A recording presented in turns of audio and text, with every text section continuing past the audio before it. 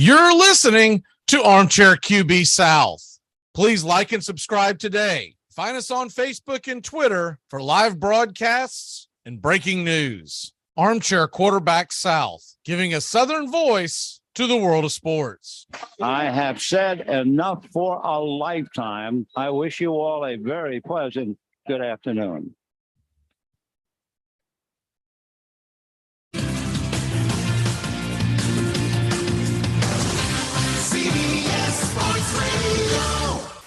I'm 7-0 this season. You auto-drafted. That's what all the great GMs do. They delegate. You didn't do anything. Yeah, I did. I set the cue. Without fantasy football, what would friends talk about? I almost wore shorts today.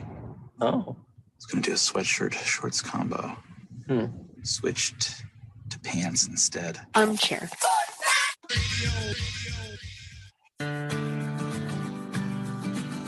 Saturday mornings, the Armchair Quarterbacks, a Southern tradition like no other. We dive into the Southeastern Conference and the Southern teams in the National Football League. We talk to betting lines, fantasy football. So join us Saturday mornings and get your football weekend started right with the Armchair Quarterbacks, 9 a.m. Eastern to noon Eastern, right here on Armchair Quarterbacks YouTube channel. It's important to remember the value of taking time for ourselves to do the things that help us grow and explore, like learning something new. And now with the Great Courses Plus, it's never been easier to experience the joys of learning. The Great Courses Plus offers thousands of streaming videos that cover hundreds of fascinating topics, from World War II to choosing the perfect wine. You can even take a course on the U.S. government or dealing with stress and anxiety. And because the Great Courses Plus partners with world-class professors and experts, you're always receiving thoroughly vetted, high-quality content from every lecture. Plus, you can watch or listen anytime, anywhere with the Great Courses Plus app. So take a little time for you. Sign up for the Great Courses Plus today for a free month of unlimited access. Visit thegreatcoursesplus.com/radio to get started. That's thegreatcoursesplus.com/radio. Hey, Braves fans, thank you for listening to Braves Country Baseball. Hi, I'm Magee, and we are here to bring you play-by-play, pitch-by-pitch of your Atlanta Braves. We were here for every great moment last October and bringing you spring training and 2 to 3 games a week all season long. Please like and subscribe today. Braves Country Baseball.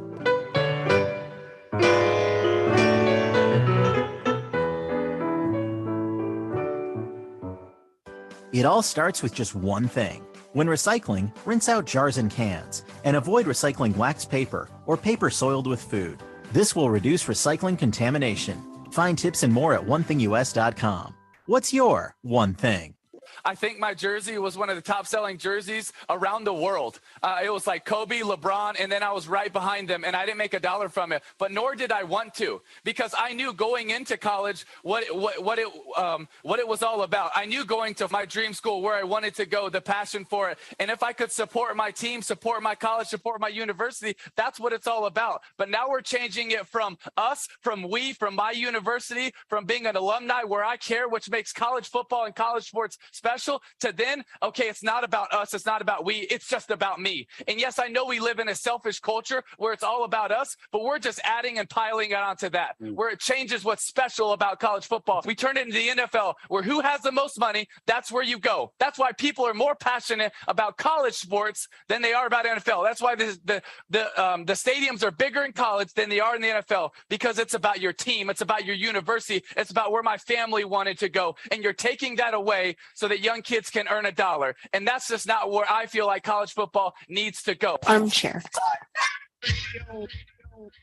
Tom has been a teacher for over 40 years. One day, I think one of the students had asked the question and he didn't remember the answer. And I also noticed that he was letting his class out earlier than they were supposed to let out. I was really starting to worry. Levi and I talked about how it would change our lives, but he was there beside me. When something feels different, it could be Alzheimer's. Now is the time to talk. Visit alz.org/ourstories to learn more. A message from the Alzheimer's Association and the Ad Council. I'm Amy Lawrence, and I'm up late, always, after hours, hanging out with you on CBS Sports Radio. Check it out, 2 a.m. Eastern, 11 p.m. Pacific.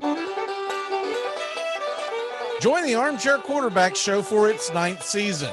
And this year, we're doing it all in one show.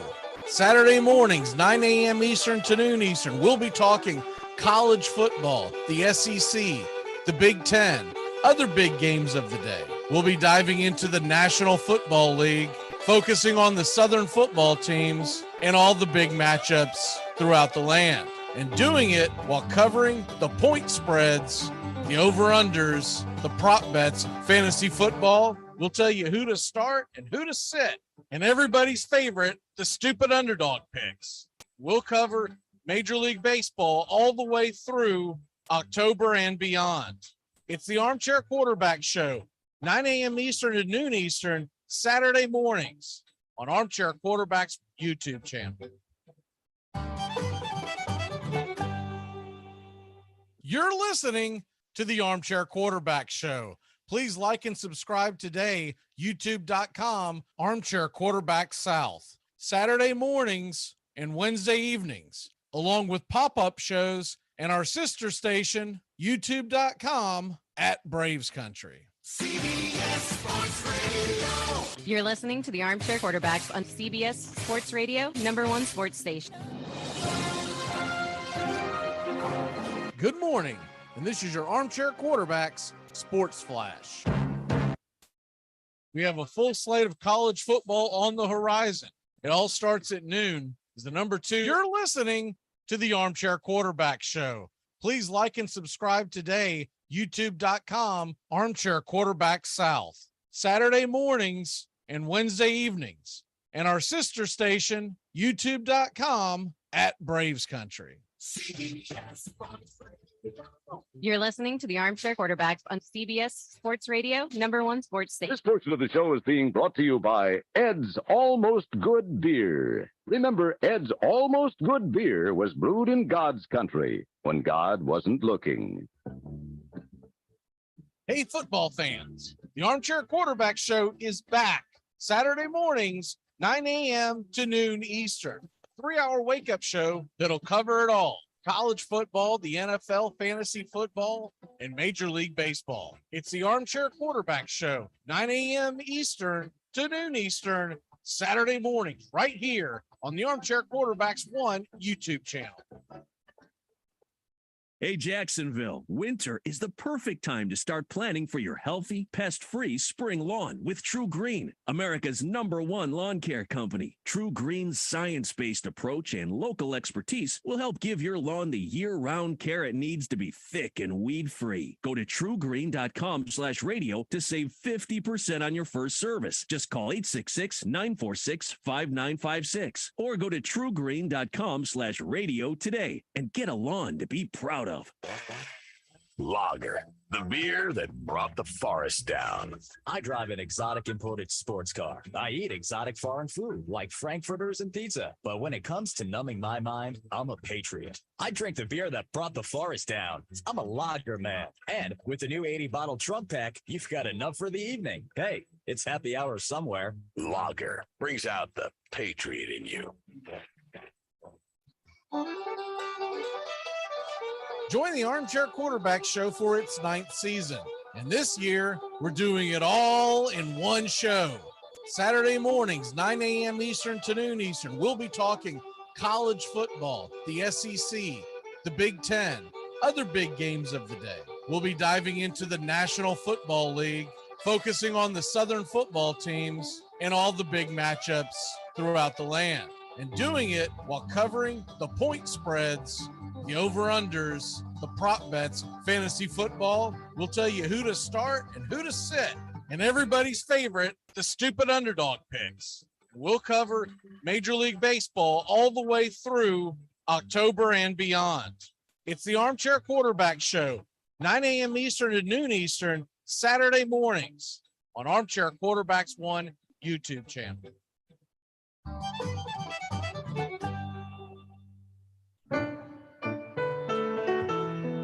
Hey, Braves fans, thank you for listening to Braves Country Baseball. Hi, I'm Magee, and we are here to bring you play-by-play, pitch-by-pitch of your Atlanta Braves throughout the 2022 postseason. We were here for every great moment last October and bringing you spring training and 2 to 3 games a week all season long. Please like and subscribe today. Braves Country Baseball. Let's go run this back and defend the crown back to battle.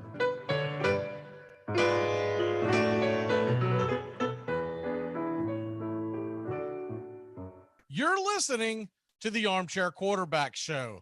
Please like and subscribe today. YouTube.com, Armchair Quarterbacks 1. Home of Braves Country Baseball and the Armchair Quarterbacks Show. Saturday mornings, YouTube.com, Armchair Quarterbacks 1. Good morning. It's time to...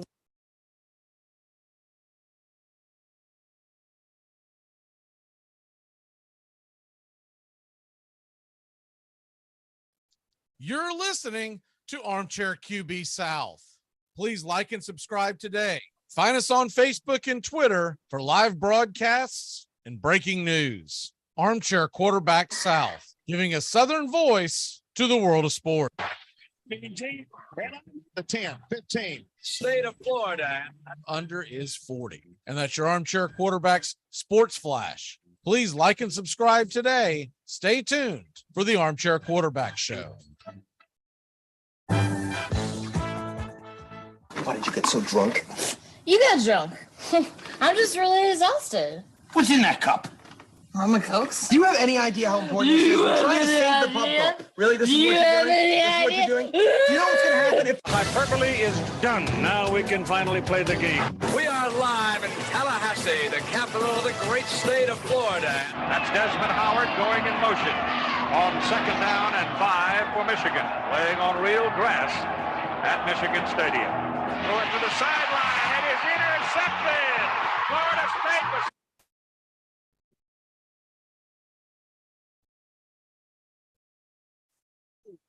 Chris Davis takes it in the back of the end zone. He'll run it out to the 10, 15, 20, 25, 30, 35, 40, 45, 50, 45. There goes Davis. Davis is going all the way back. Auburn's going to win the football game.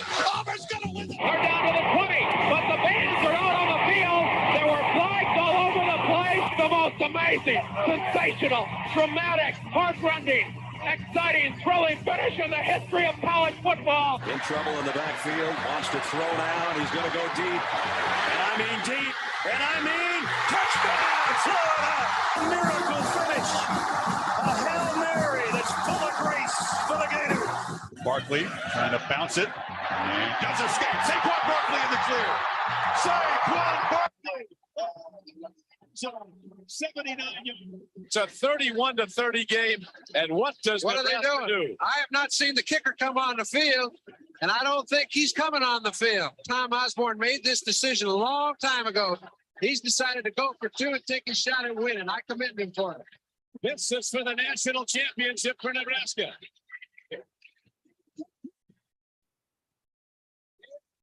The Seminoles of Florida State.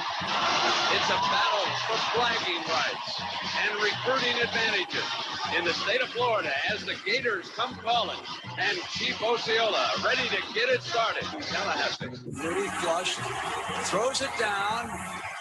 Caught by Boston College. I don't believe it. Today, we've got number 1 Seminoles against number 2 Hurricanes.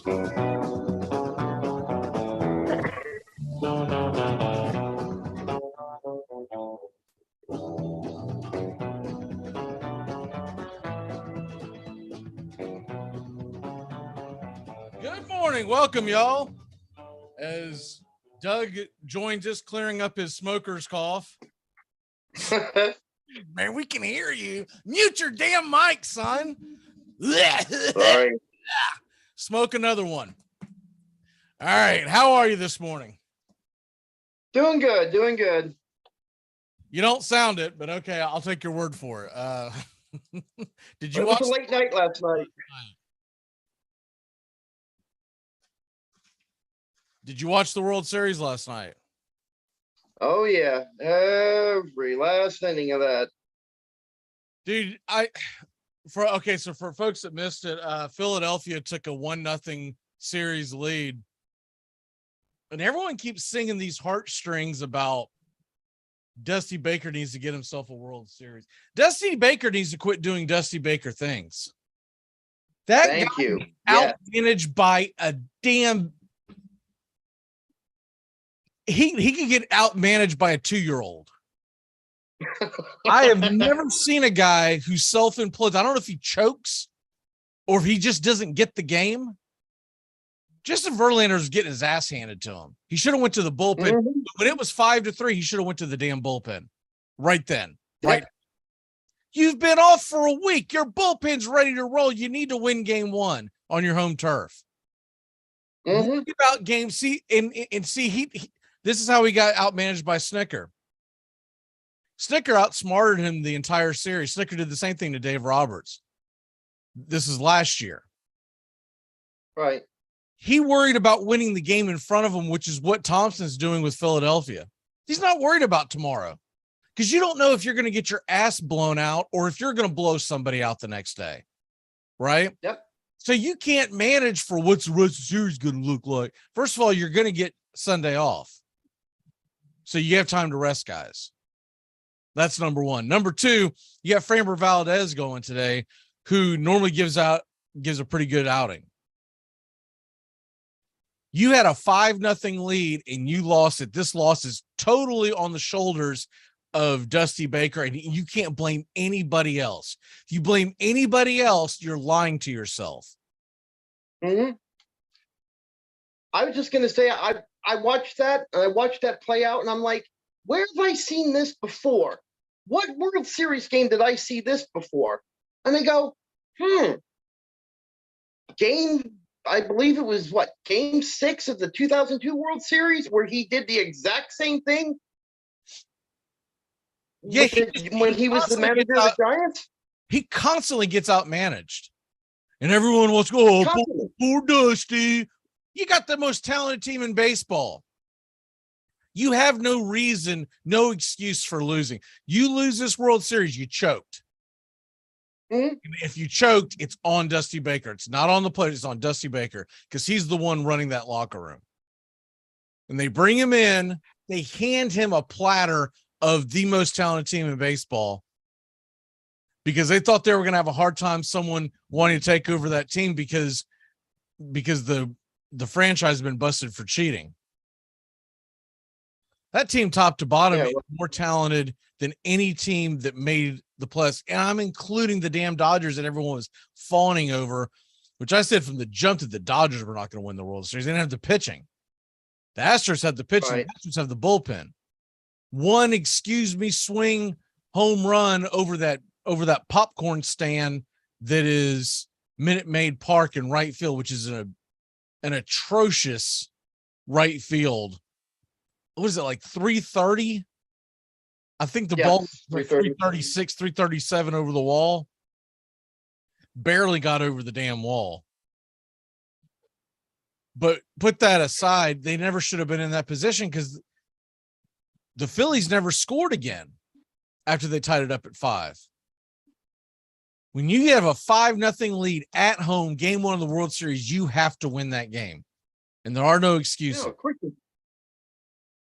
Had he gone and the bullpen had crapped the bed and the bullpen dropped the ball and the bullpen gave up a bunch of runs, I was like, hey, you got to put it on the bullpen. That bullpen pitched fine. They pitched incredible. Then they get to extra innings and Garcia's the guy you go to. I was just going to say, why? Why? Crap. The Braves blasted his ass in the damn World Series last year. That guy's garbage. He's a mop-up guy. He's a guy you put in if you have a big lead or you're down by a bunch. Yep. I know. And when I saw him come out, I'm like, what are you doing? What? And then I remembered it was Dusty Baker. So I'm like, okay, great. He is just absolute trash, man. Like I want to pull for him, but there's a part of me that kind of laughs. That kind of says, no. Dusty, you suck, man. You're not a very good manager. You've been handed the best team year after year after year, and you've never won it. So no, it's not poor woe is me. And he says the same thing. He said it last year. Every time he loses, well, sometimes things just don't go your way. That's baseball. No, man, you cannot say that when the great managers always win. He does not know how to manage a bullpen. It gets too big for him. I don't know if he's busy changing his gloves in the dugout. I don't know what the hell he's doing. But he's sitting there just sucking on that toothpick and just absolutely spitting the bit. And now he's down 1 game to nothing. Now he's in a must-win game 2. Mm-hmm. Now all the pressure is on Houston. And it would not shock me if they choke again tonight. Because now all the pressure's on him. I don't know what the hell's wrong with Verlander. Guy was the best pitcher in baseball this year, and then he gets to the postseason, he can't get anybody out. You had to be prepared for that because he went into the game yesterday with a 6.6 ERA. You had to be prepared for. I always hear a snicker, and a lot of the actual good managers talk about this, the scenarios. You go through the different scenarios and what could happen in a game. And they do it during the regular season, but they really dive into it in the postseason, right? You go into, what if my guy gets knocked out in the first inning? What if my guy's pitching really well? What if we're blowing them out? Who do we go to? You're supposed to be prepared for all of that. And he never seems like he's prepared. So anyways, we'll move on from that. Dusty is once again choking, doing Dusty Baker type things. And I was just going to add Astros are good to enough that. to win despite him. Right. I was just going to add one thing that annoyed me at the end of the game, where Verlander and the catcher Melendano actually took blame for the loss. They were like, yeah, it's our fault. And I'm like, why are you covering for Dusty Baker for it? And that's how I'll end it about that. Well, that's just Verlander and Maldonado being men and saying, hey, we could have called a better game. Okay, maybe. But when you gave up those 3 runs and you led 5-3 and you got out of that inning, Verlander should have never walked back out on that mound. Exactly. And if he did, the first sign of trouble, the first base hit, you pull him. Yep. At that point, you might see a Yimi Garcia because it's middle relief, right? Mm-hmm.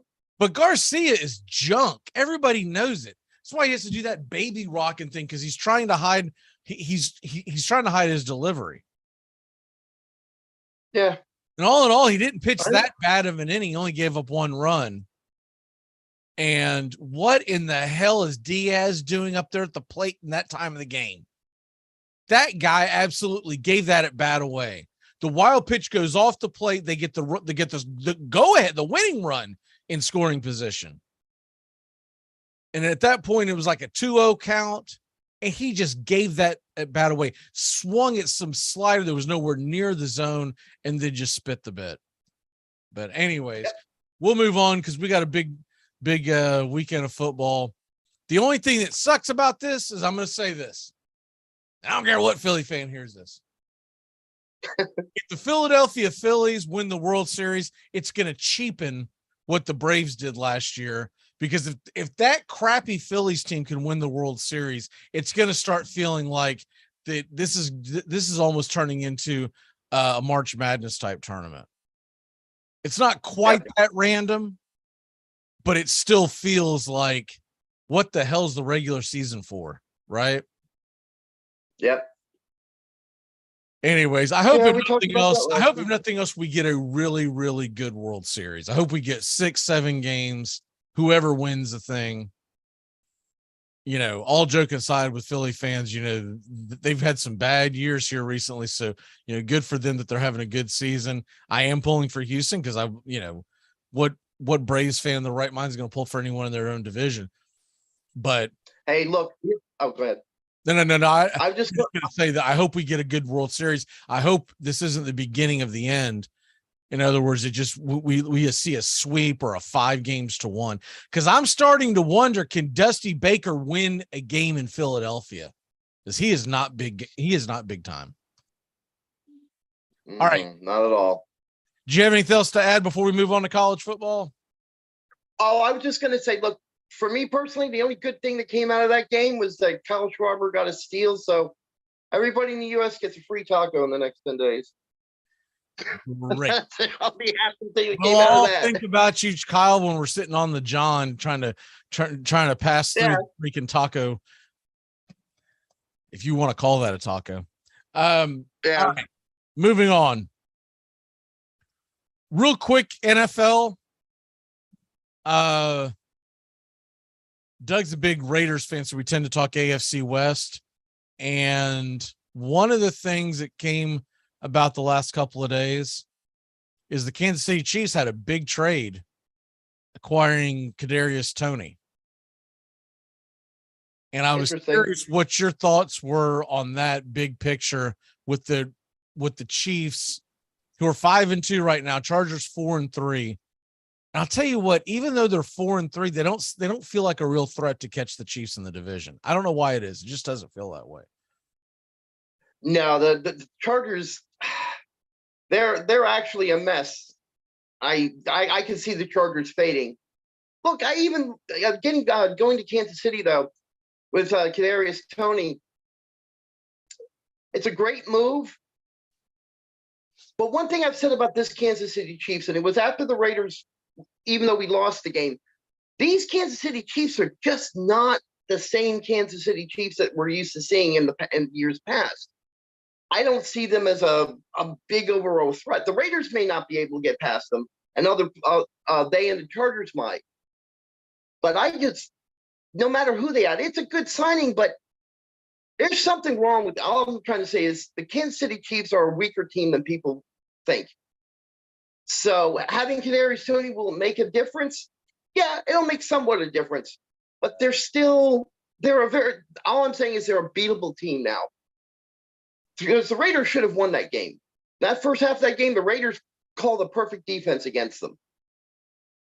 So that's my news out of the AFC West. And don't be surprised if the Raiders, if they can now start winning, now that they've got a taste of winning, that when they play Kansas City at the end of the season, that game will mean something as far as playoffs go. So, are you still holding out hope that the Raiders can at least get a wild card?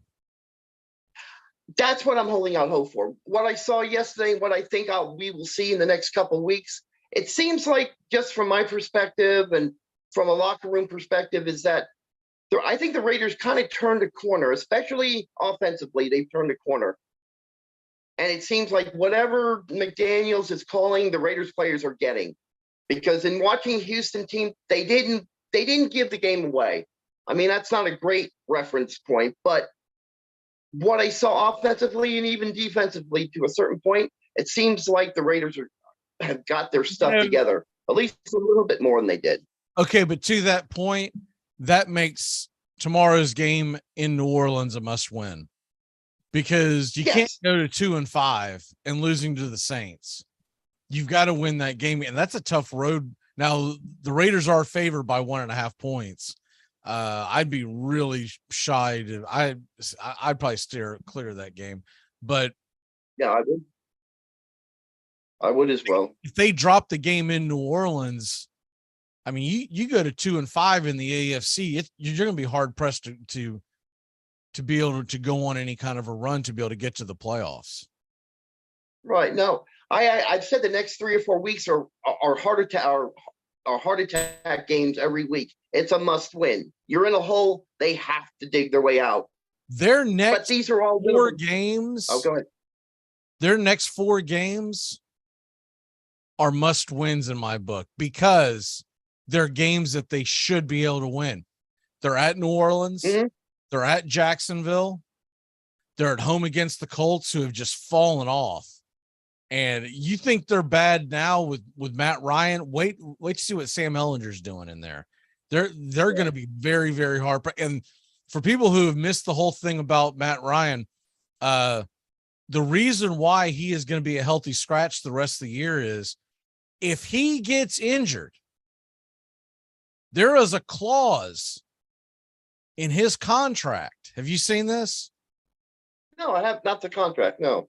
Okay, so there's a clause in his contract. It came out Monday or Tuesday. I forget who brought it up, but I was watching a show and they brought it up. And it's very interesting because I was like, why would they just all of a sudden name that Ellinger's the starter the rest of the year? You know, what the hell if what if it's hurt, right? If Matt Ryan gets hurt, he will be owed $29 million next year. If he does not get hurt, it's $12 million against the cap. That is a big difference. And it was the owner Irsay that gave the order to Frank Reich, the head coach, and says he's not playing the rest of the year because I'm not paying that extra $17 million. And I mean, for good reason. I'm not going to pay $17 million for a guy that we're not planning on keeping because he sucks. Yep. Well, so anyways, the point is at New Orleans, at Jacksonville, at home against Indy, and at Denver, who is terrible. Those are 4 games they've got to win. If they win those 4, they would be 6-4 going into a stretch of at Seattle, at home against the Chargers, at the Rams. And at that point, if you could get yourself, still have your head above water, a winning record going into that, it looks like it's a Sunday night game against New England in December with 4 to go. You've got a puncher's chance of making the playoffs. Because the rest of the schedule is New England and Pittsburgh, and Pittsburgh's look terrible. And then you finish it off with San Francisco and Kansas City, which is not going to be easy because I think they'll both be playing for something. Yes. And that's what I'm saying. If they win those 4, then I see it. Kansas City not going to have home field advantage wrapped up at the end. Now one thing that could be, you get that final game of the season, Kansas City could have nothing to play for because they've already won the division and they can't improve their seeding, right? Mm-hmm. But I'm looking at this now when you're 6 games into the season, you now almost have to look at it in sections of 4. And these next 4 games, I mean, they all feel like, I'm not saying you have to go 4-0, but it would be preferable because if you go 3-1 or worse, it's going to make it really tough sledding. Because if you look at the rest of the AFC, we'll switch over here to college football in just one second. But if you look over at the rest of the AFC,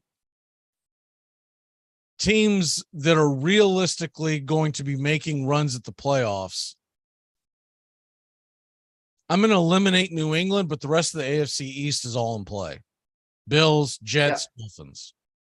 Now that the Dolphins have Tua back, I think they've got a very good chance of making a run. AFC,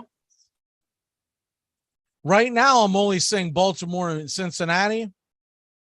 But what would not shock me is if Cleveland can hang around until Deshaun Watson comes back, look out. AFC South, I think it's the Tennessee Titans and a band of bozos. I don't think I don't think the Colts can expect Sam Ellinger to rattle off. What is they've played 7 games, so they have 10 games left. You can't expect him to be more than about 4-6 down the stretch, right? No, and that's if they're lucky. Right. And then the AFC West, Chiefs and Chargers, I think the Broncos are garbage. And then the Raiders are one of those teams that if they can get hot, look out. Yes. If they can play half as well as about the whole Kadarius Toney thing is, something came out where some idiot on social media was acting like Kadarius Toney was faking being injured. That's not what was going on. They were giving him healthy scratches and being precautionary because they were trying to trade him because they didn't want him in the locker room anymore. Kadarius Toney consistently does not show up for team meetings. he is not known as what you would consider like a really good, locker room guy, a good teammate per se.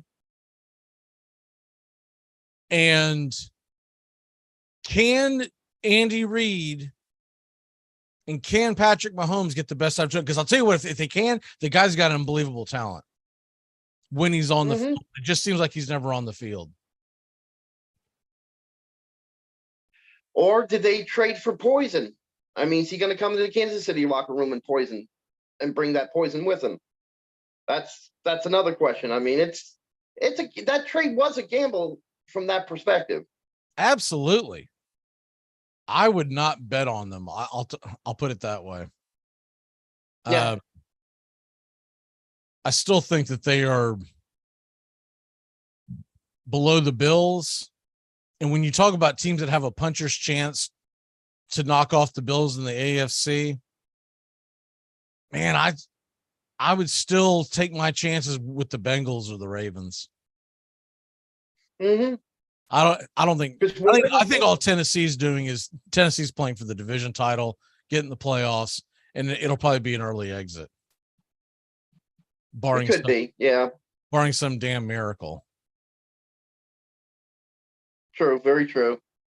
All right, well, moving on, college football is the guys are coming in right now. We're about ready to do our stupid underdog picks. Obviously, Florida, Georgia is the big game today in college football. Yep. With that being said, I think that you got some other pretty big games, and it'll be interesting to see where everyone goes with the stupid underdog picks as Joey is joining us. Joey, how are you this morning, sir? I'm doing pretty good. Back for another week here after some long lost travel last week, and I'm ready to go. I'm fired up today. Had an adventure last week, to say the least. You know me, I'm usually pretty reliable, but last week was an off week for me. The only question I have for you is, go ahead. The lady that stole your wallet, did she have an Adam's apple? No, but it was not worth it.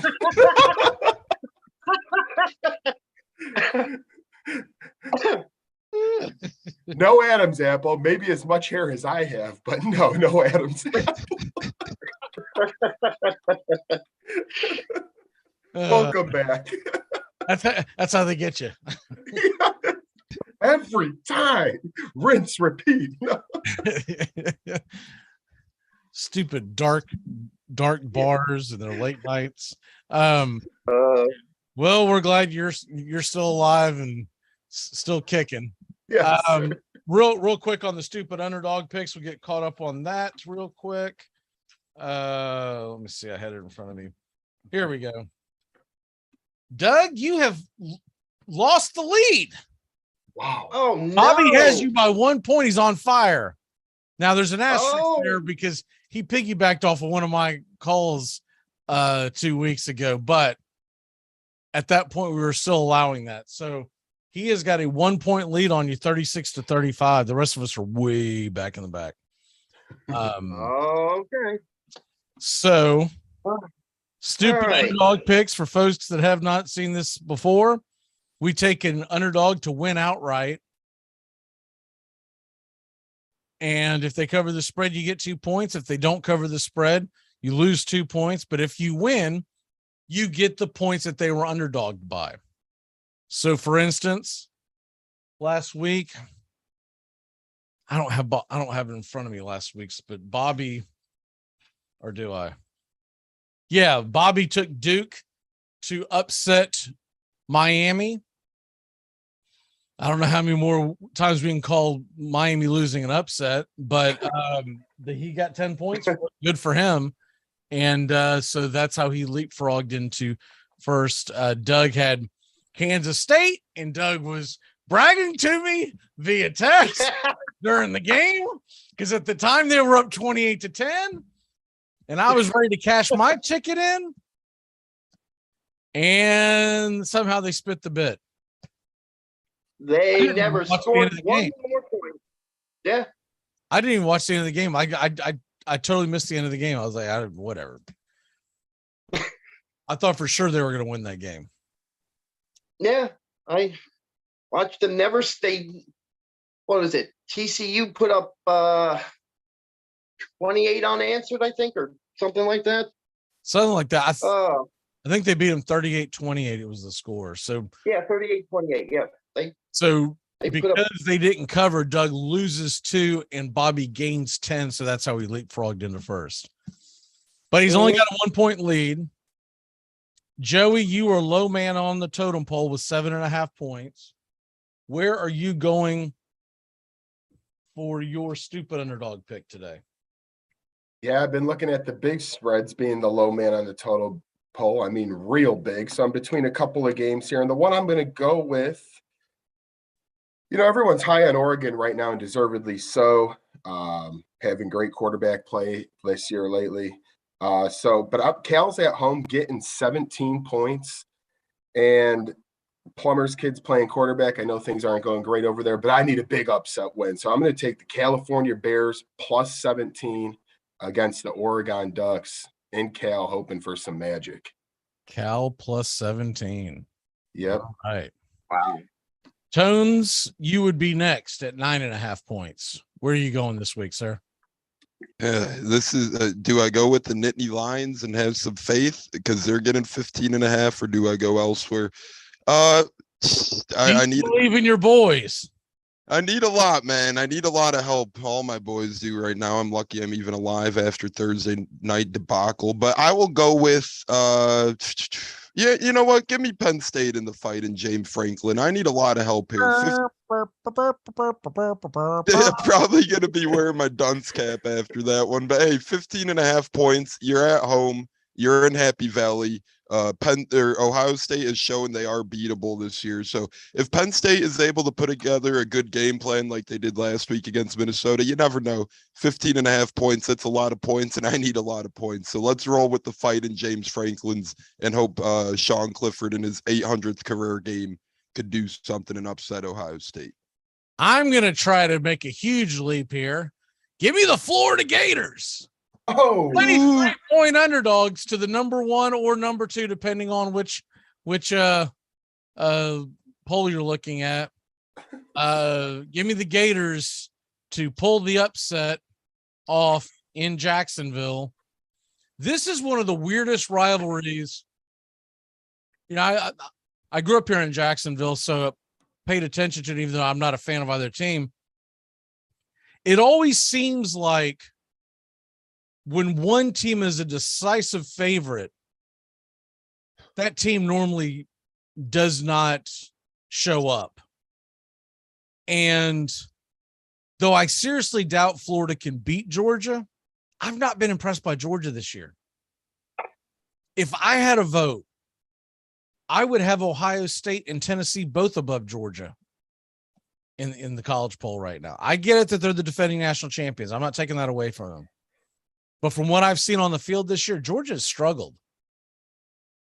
And Florida, though Billy Napier's got a lot of question marks, they've still got enough talent where they can make it interesting. I almost went with Kentucky, but in Knoxville in a night game, and if Tennessee were playing Kentucky right after that Alabama game, I'd say yes. Upset city.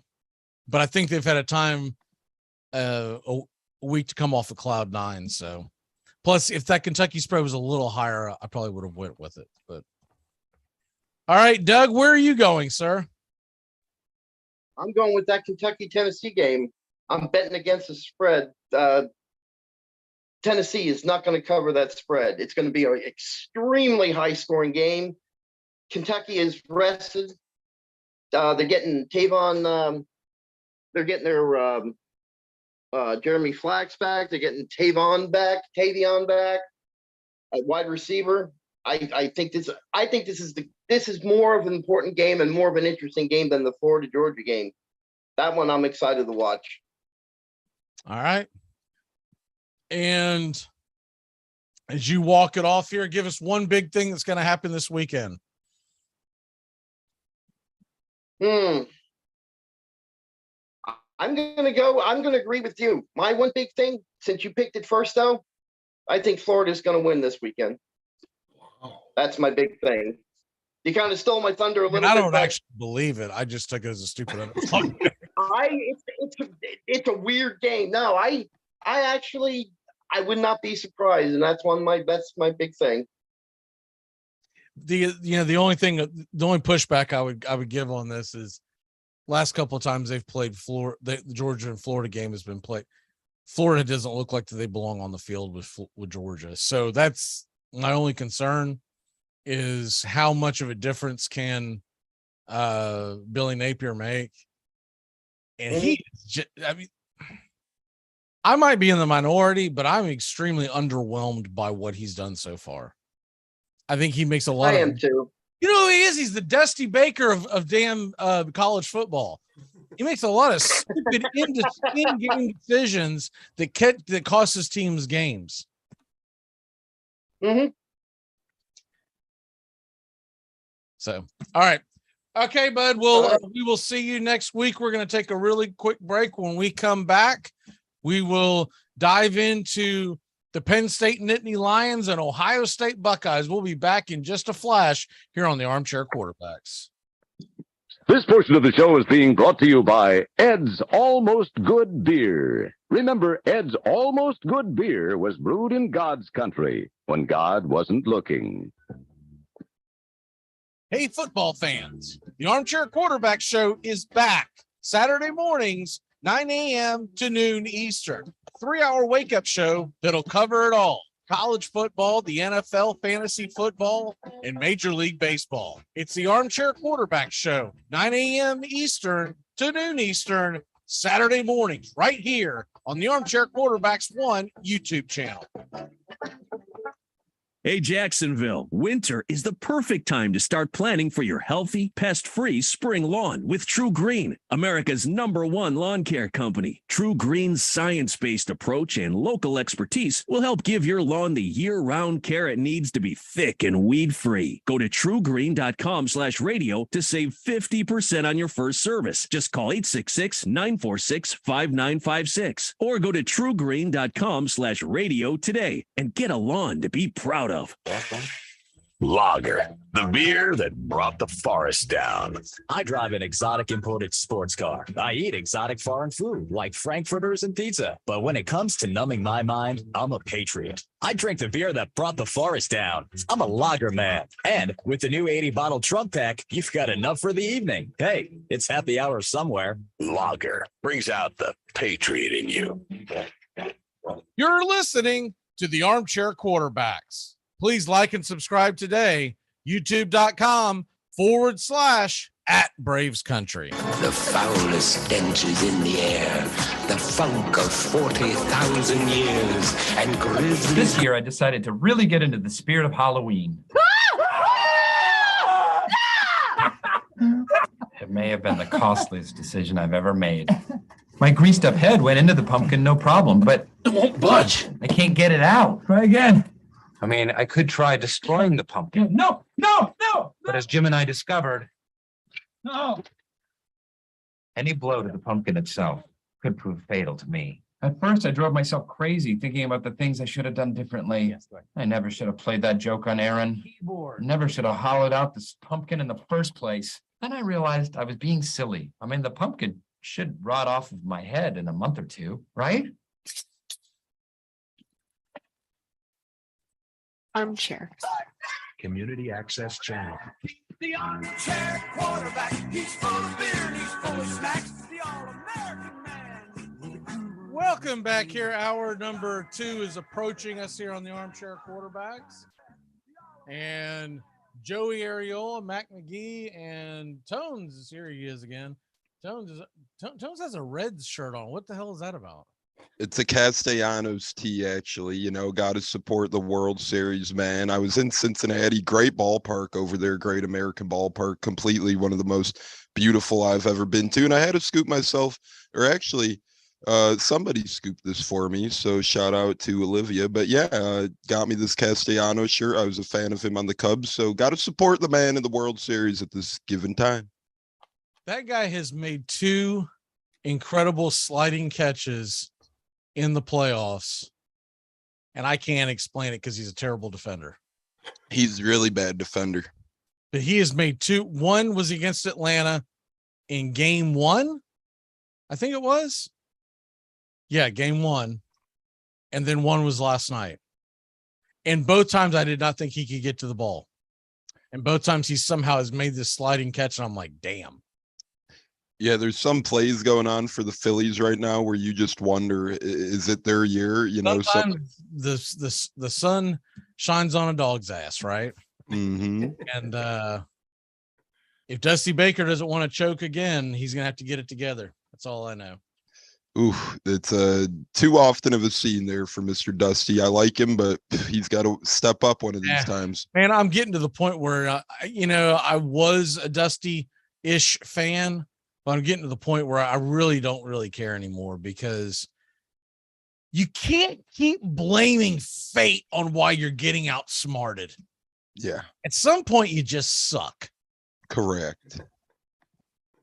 And we talked about earlier, we won't go back into it, but Verlander was struggling last night. He never should have seen the next inning after giving up that 3 spot. They were still up 5-3. You have the bullpen to shut down Philadelphia. You could have ran that bullpen out there for the next 5 innings and game over. Instead, he tempted fate. He manages a game like it's April 4th and you've got 155 left. And that's not how you do the world. And that's why Thompson's kicking his ass. I mean, everything that Thompson did last night worked, and everything that Dusty did not. All right, we move on. Real quick before we get into the big game at noon, there's another game at noon of interest, Notre Dame at Syracuse. Syracuse, by the way, I think this flew under the radar. Syracuse played a valiant game against Clemson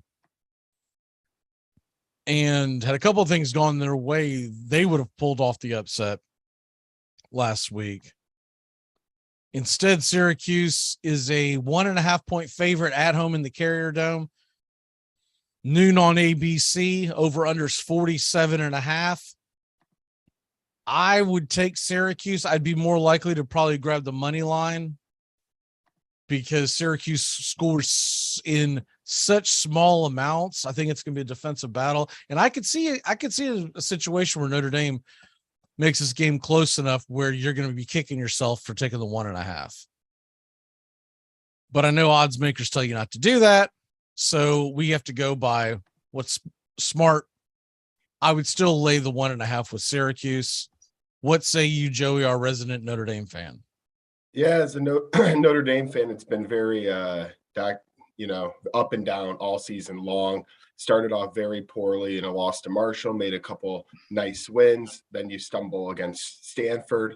It's just been all over the place. And against a Syracuse team who's been very consistent outside of the big quarterback change they made, obviously, last week, which I think Eric Schrader did a good job in his first start there of the year. I think they will continue to play pretty good football. I know they had a heartbreaking loss to Clemson where they should have, if a few different plays go the other way, obviously they could have had a big win in that outcome and be talking more playoffs than anything else. I think they cover the 1.5. Notre Dame will play tough. I think it will be, like you said, could be a little bit of a close, grinded out type of game. Syracuse doesn't put up a ton of points. I just think this is too tough for Notre Dame to overcome. I would take the 1.5, give it up, and take Syracuse. And what will I think probably be like a 24-17 game Syracuse wins. I just don't think Notre Dame has enough offensive firepower to even try to keep up, even though Syracuse's offense is back and forth. It's just been too up and down for my Irish. I'll take the 1.5 and give it up. Syracuse 24-17. Tones, what say you? I like Syracuse as well. Notre Dame's played inconsistent football this year. They fall into teams like Stanford's and Marshall's of the world, and they've been on the road and beat teams like North Carolina of the world. But this is only Notre Dame's third road contest. It's yet again against another great team. They were on the road against Ohio State, on the road against North Carolina, on the road against Syracuse. They're looking to build under Freeman. I don't see that happening today. I like Dino Babers as a head coach. He's more superior than Freeman at this point in time. He'll outcoach him today. He'll make the adjustments that Freeman isn't willing to make. And I think Syracuse wins this one by at least a field goal. In terms of over under, I'd probably go with the give me the over here slightly. Give me the over here slightly. I could see it being a 27-24 type of ball game, 51 points when the over-under is calling for 48. So I'm going with the over and Q's given the 1.5. Slightly, though, because Notre Dame's one of those teams that, you know, they play up to their competition. So. Yeah, see, I would probably take the under and I would take Q's. What did we say the over-under was? 48. Oh, it's 48. Wow. Yeah. I'm under in Q's as well. 47.5 is what it's showing on unless that's moved on Caesar's ESPN book. Okay, it has gone up to 48, which tells you that early money is laying the over. I think that works in to your advantage. Grab the under. I just, man, like Syracuse, if you look at their schedule and you look at what they've typically done against name opponents, they're usually in the low 20s. You know, they scored 21 against Clemson, 24 against NC State, 22 against Virginia. And I kind of see that being, I mean, I'm honestly seeing like a 22-20 type win. We move on from that. Florida State is at home against Georgia Tech, a big favorite, 23.5 points. Ooh. I know Georgia Tech's bad, but I would be really, really hesitant to lay 23.5 points. A lot of points. That's a lot of points. It is. I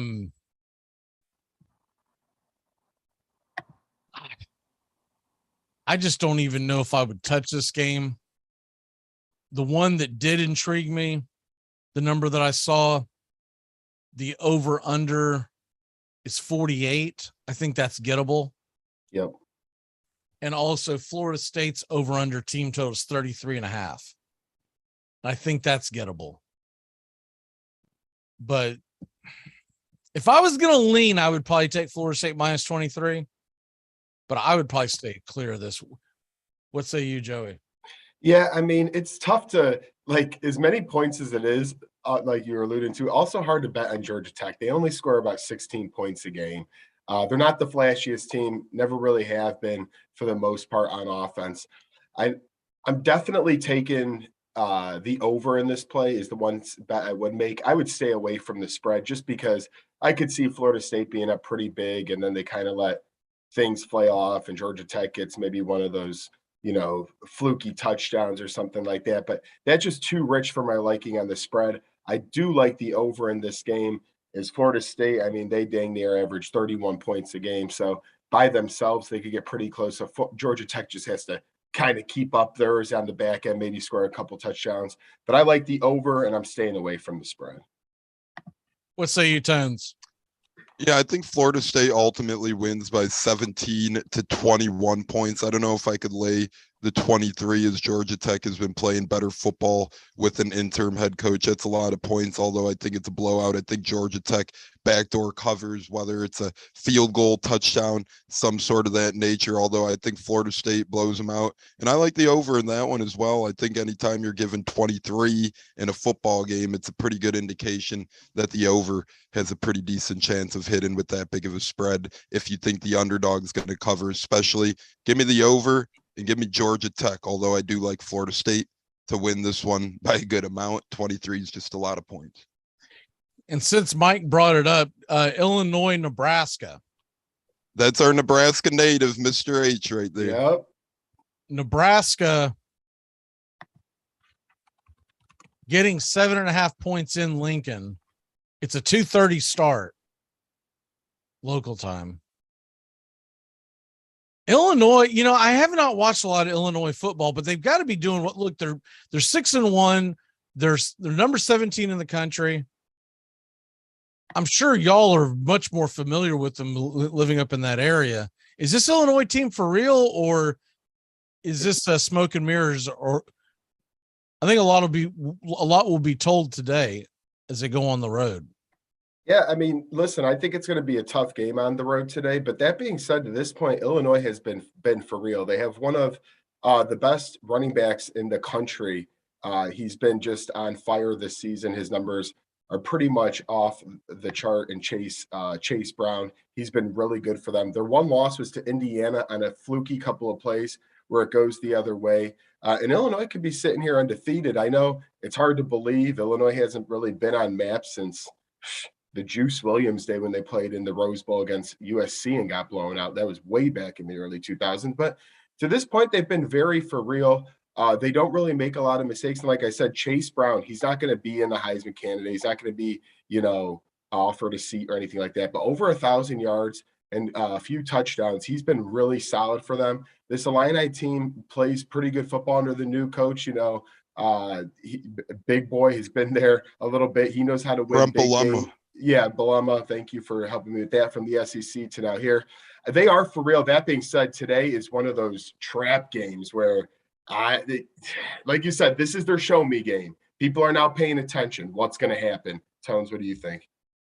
I don't think U of I is for real. You look at this football team, who have they beat this year? Wyoming, Virginia, Chattanooga, a bad Wisconsin team, a bad Iowa team, a Minnesota team that's struggling. That are their wins this year. They haven't played anyone well. They haven't impressed me in those wins. They haven't outdone more than 34 points against a struggling Wisconsin team. Most of their points have hit under 20 this year. I think they're a fluke, and I think they're exposed today. And I think Nebraska honestly beats them straight up.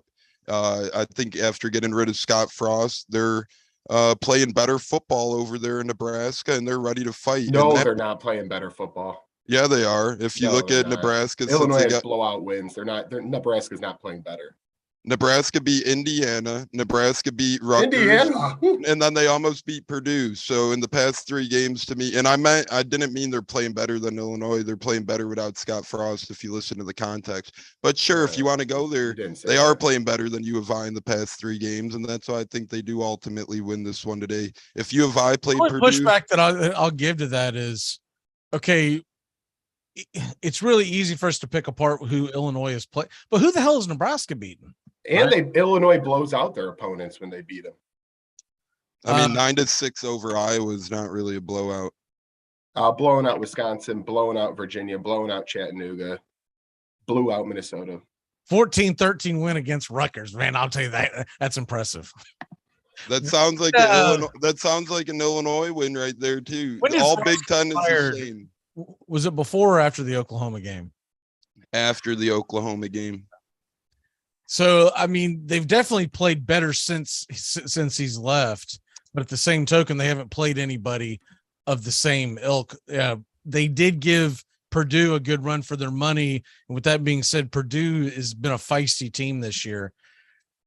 I'm going to keep an eye on it. Obviously, Florida, Georgia is going to be going at the same time. So that's going to have most of my attention. But it would not shock me if I'm violently wrong about that Florida Georgia upset. I end up having to, get locked into Nebraska, Illinois. There's Who not a lot you'd of say choices. that. Well, look, there's not a lot of choices if things go south in that Florida Georgia game to watch at 3:30 this afternoon. That is true. I mean, because I was looking at the slate, I was like, man, if that Florida Georgia game stinks, what the hell are we going to watch at 3:30? After such a great week at college football the past several weeks, today's slate is a little underwhelming. Still, you got your gems here and there. I guess Oklahoma State, Kansas State would be the game to keep an eye on.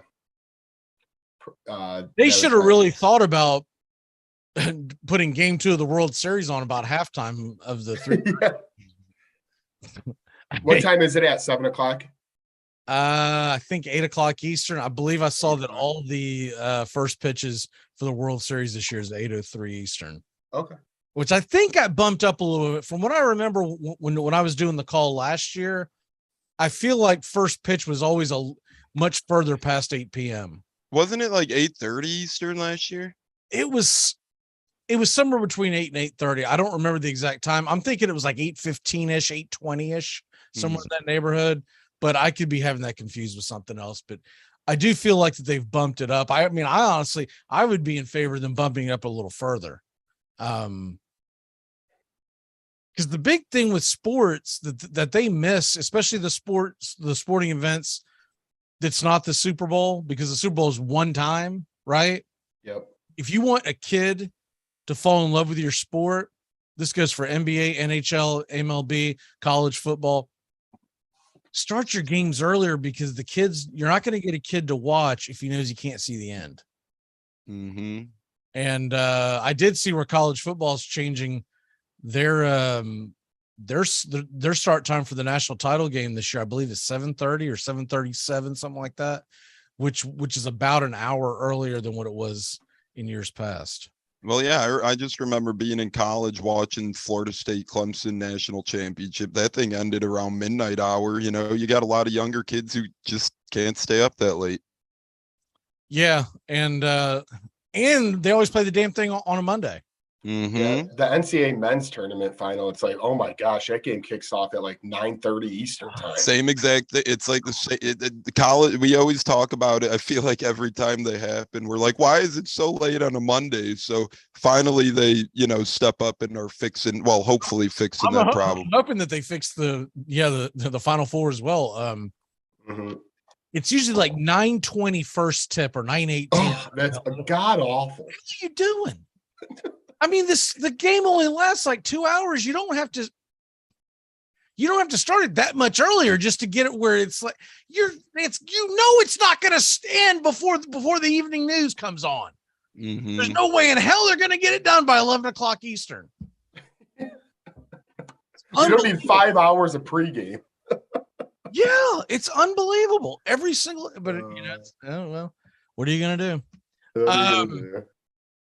All right, the big game, noon. Penn State. I'm a little shocked. Wait a minute, where the hell is game day at this year? Jacksonville State this week. Oh your favorite big noon kickoff is at Happy Valley. What a bunch of putzes. Right? I wish this Penn State game was also a night game. I mean, really? Penn State, Ohio State, Florida, Georgia, and they're at Jacksonville State. Why? Because Dion got freaking Barstool Sports to freaking hobnob them. So transparent what the hell ESPN's up to. What a because so I keep 3 monitors on while I'm doing the show so I can keep an eye on everything. And one's at CBS HQ that just it's basically ESPN News, 2.0, where they're just capping everything. And then the other one I'll have on the ESPN feed, and the other one I'll have on the SEC feed, right? And I see the SEC feed is in Jacksonville. And I just assumed that this game that they would be at Happy Valley. That would make too much sense. Yeah. All right. Anyways, Penn State, Ohio State. Forgive me if we don't give enough airtime to Jacksonville State and whoever the hell they're playing. Go to ESPN for that. Looks like SU or Southern U. I don't know who the hell that is. Mickey Rooney's Bloomer Girls. Anyways, it's a 15.5 point spread, and that sounds like a lot, but man, things can get away from you fast against Ohio State. Mm-hmm. So I'd be really nervous taking Penn State in the points, but I do think Penn State's a much different team when they're at home. Yeah. And I would be more willing to take Penn State in the points if this game was on prime time like it should be. I don't care if you had to put the damn thing on FS1 because you wanted to have the World Series on Fox, right? Mm-hmm. I don't care if you needed to make it 3:30 or 4 o'clock and let it roll into Game 1 of the World, which would have made a lot of sense, right? Now, we got to have noon kickoff because we're trying to promote that Urban Meyer's over there copping a feel on anyone he can, and he's back in the studio at Fox.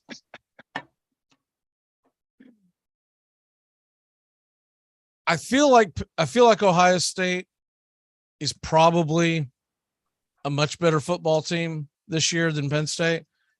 But man, didn't I hear it correctly? Aren't they doing a whiteout there? Yep, they're doing another one. They're doing another one for today's game because it's a must win or they're toast. That's why ESPN's not there, because it's a whiteout. Cancel culture. Should be a blue out, a Navy blue out. Yeah. I hope this is a good game, because what I'm hoping for is a really good game at noon with this, a really good game at 3:30 with Florida, Georgia. And then you've got Kentucky, Tennessee at 7. You've got the World Series. I'm not expecting Michigan State to be worth a damn. That's a terrible slotted game too. 23-point spread on ABC at 6:30, 7:30. Come on. Yeah. Why is that the national game of the? I mean, jeez. Herb Street's got to be like, what? Of all the games that you could pick, now obviously Ohio State, Penn State's going to be on Fox, so they couldn't pick that game. And I guess they can't put an SEC. It's so weird. ESPN is owned by ABC, but ABC can't carry an SEC game, but yet ESPN has the SEC network, and they've got Kentucky, Tennessee at 7. But man, I just feel like you could. I mean, they couldn't have figured. They used to put Big 12 games on. I don't know if that's out of their realm anymore, but I'd rather seen Oklahoma State and Kansas State. Oh yeah. I'll be honest. I would have rather seen Illinois and Nebraska. Yes. At least it's a spread. They need to start looking at these point spreads and going, is it within a touchdown? If it's not, let's not put it on prime time. I'm going to say Ohio State pulls away, covers the spread, 42-24.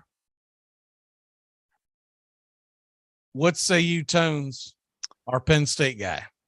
Yeah, well, it feels like another one of those things. James Franklin in a big-time game. What are you going to do? Expecting things to change. And the way Penn State wins this ball game is by running the football. 2 running backs over 400 yards on the season, in Allen and Singleton. 2 young freshman running backs who look really good back there. And then Clifford's a threat with his feet. Not much of a passing game, though. And the over-under is 60.5, which I actually like the under in this one, if I must say so myself. But to me, Penn State... Yeah.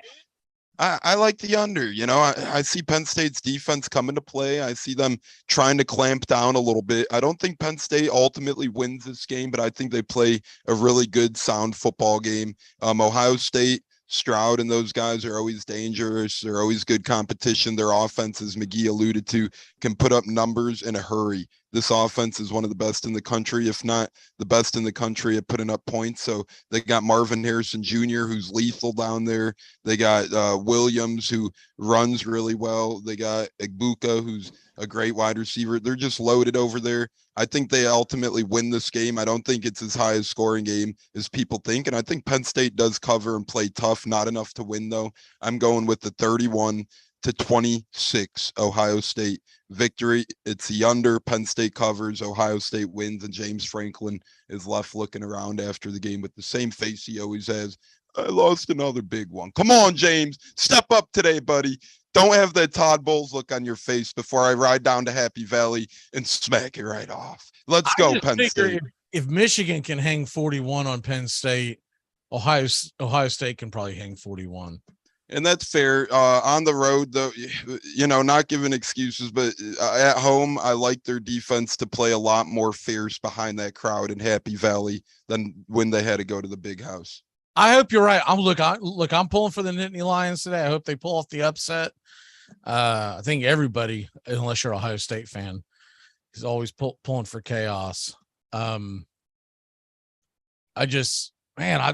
The more and more that it goes on, I have less and less faith in James Franklin. Yeah. And I don't even know if it's his fault, because I don't know if he's getting the recruits to be able to compete with the Michigans and Ohio States at this point, right? The thing that's crutched him is keeping Clifford for this long.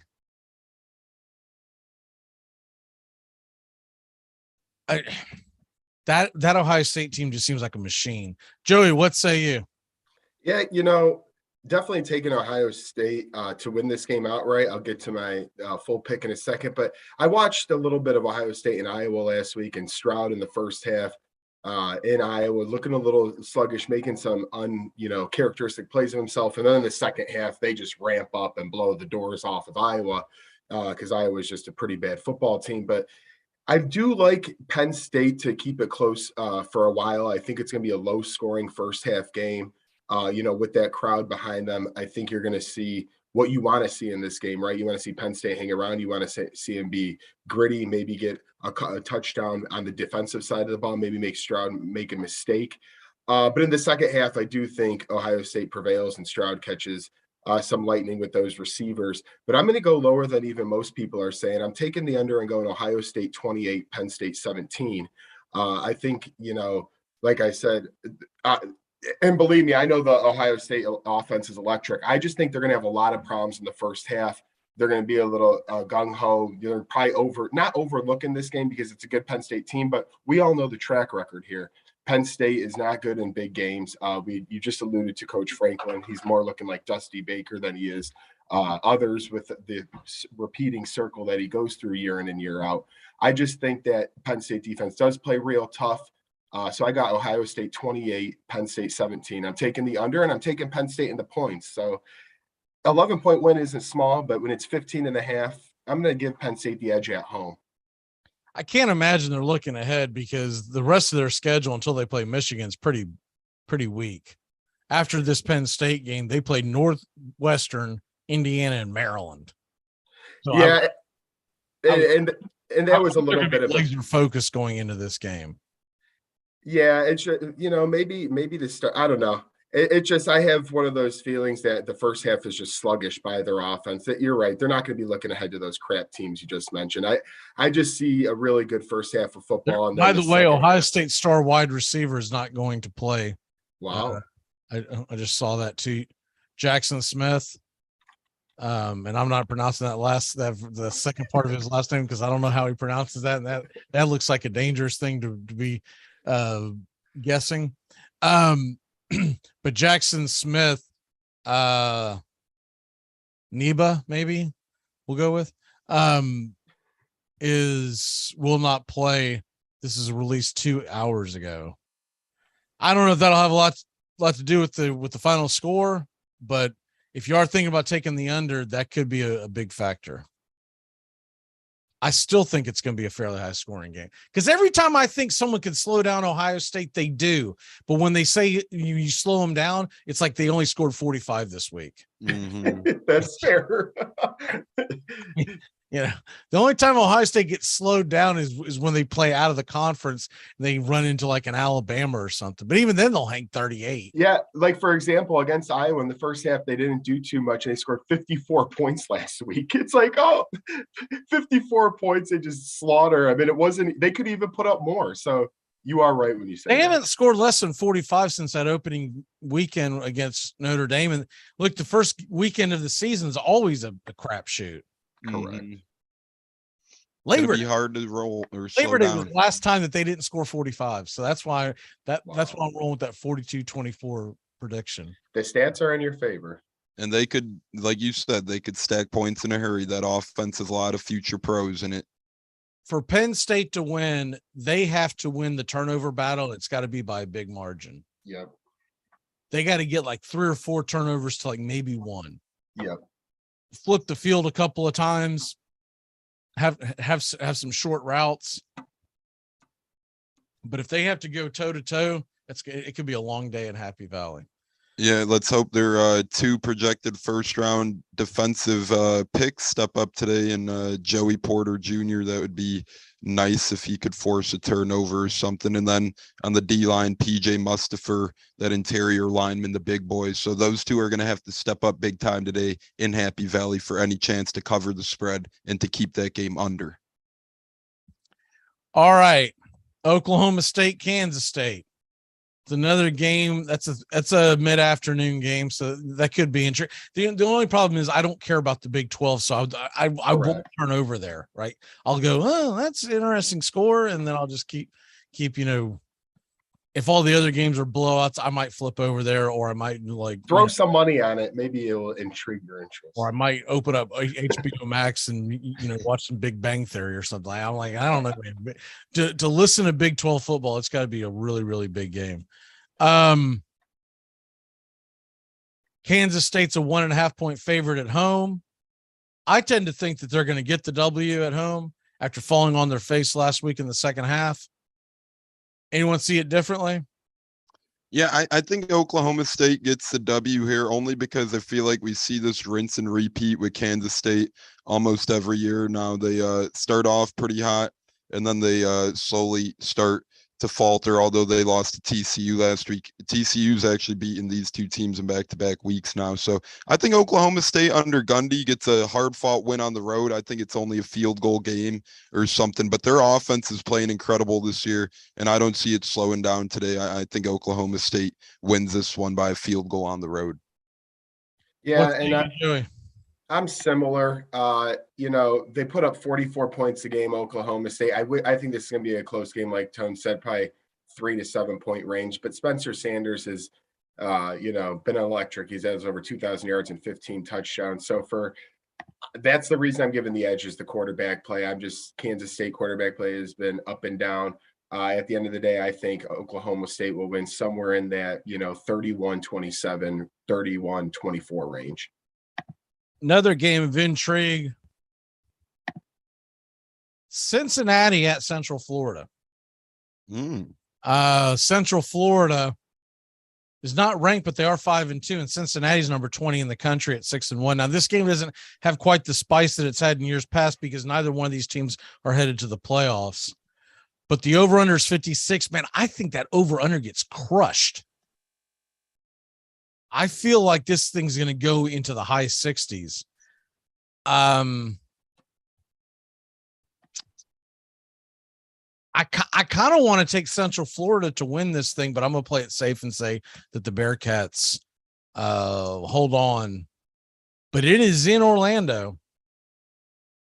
3:30 kickoff. It looks like it's going to be good weather. I think my biggest play on this game is take the over. What say y'all? I do like Joe, go ahead. No, I'm just going to simply say I'm with you on the over. Both teams average over 35 points a game. It's on ESPN, so maybe I'll give it a quick flick with all the points being scored. You have defenses aren't bad, but listen, I'm going to take UCF Knights at home. I'm going to go 42-35 UCF.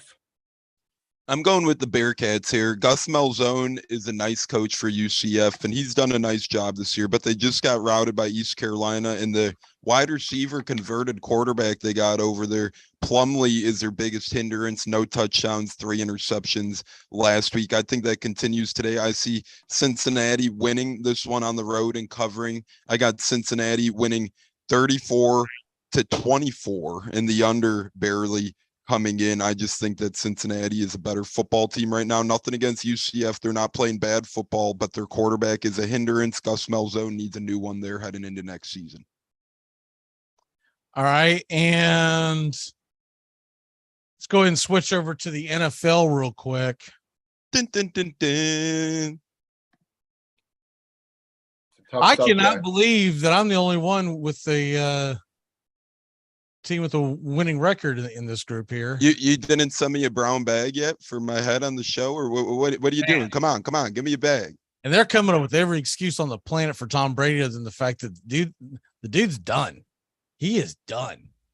They want to go, oh, he's going through a divorce. Oh, poor woe is me. He's going through a lot. Oh, no, look, oh, poor Tom. Dude, he's not invested in this season. He's going to weddings when he shouldn't be going to weddings. He's taking 10 days off in the middle of a summer camp. And all of this has an effect as we're seeing on the field. And if you watch the game, which I know you did, Tone,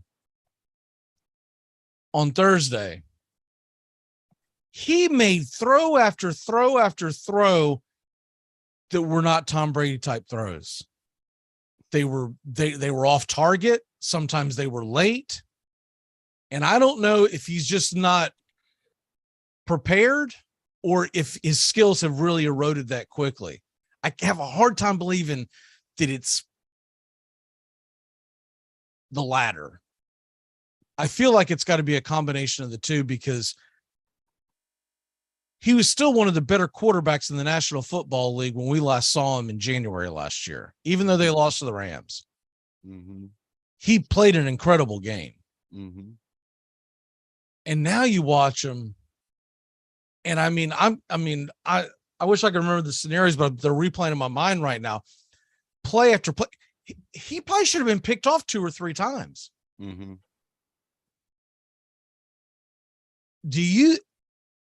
But here's the funny thing. They'll probably still win the damn division because the division is that bad. And I don't even know if they need a winning record. Mm-hmm. Well, 7-10 might win that division. It's getting to the point where you try and map out a path to a winning record for this Tampa Bay team, and it's getting really hard. That's 9-8 would be a winning record, and at this point in time, they'd have to overcome a lot to get to that point. They're 3-5. That means they'd have to go 6-3 in their next 9. They just lost 3 embarrassing ones in a row. I'll tell you this with Tom Brady. Thursday, by far his worst game of the season. You could tell in the locker room after the game. They said he stood there for about 20 minutes in his uniform. His physicality is still there. He could still make some throws. I think it's his preparation, and I think it's him not trusting his team.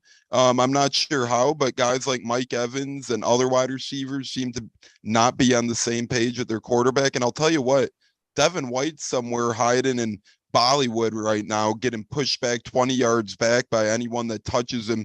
He goes down like a house of damn cards if you put one pinky finger on the guy. Most overrated linebacker in the league right now, probably. Totally embarrassing performance on his behalf. Embarrassing effort. You give up 500 yards to a Raven. For the season now, right? Shaq Barrett's done for the year. He was looking good that game finally.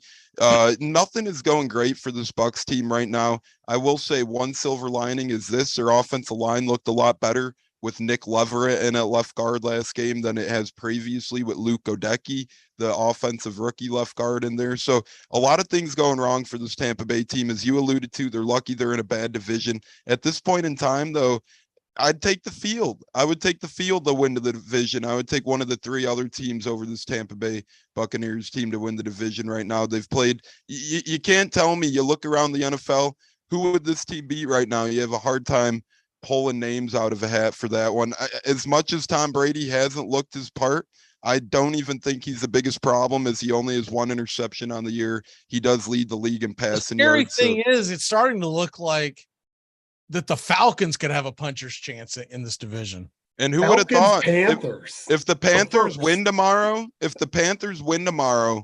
they fall back 16 spots in the NFL draft. 16 spots in the NFL draft. That's how crazy and wide open this division is. I'll tell you what, Todd Bowles better pull his head out of his butt. Byron Leftwich better pull his head out of his butt as well. These 2 dudes are going to be in a circus soon if they don't turn this damn thing around. So many disappointments everywhere on this Tampa Bay team. It all points to the coaching staff. And you have to wonder if, I think Bowles is 2 years and done at this point, but you hope these guys turn it around. You hope for some changes during this mini bye week. And as you alluded to, they have the most talent in the division. They could still win this very bad division.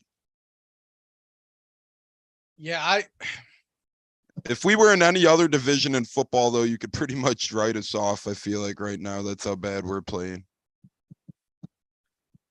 they just seem like an old team that got old overnight. But a lot of it has to do with the fact that, and look, at some point it's got to be addressed. Todd Bowles, man.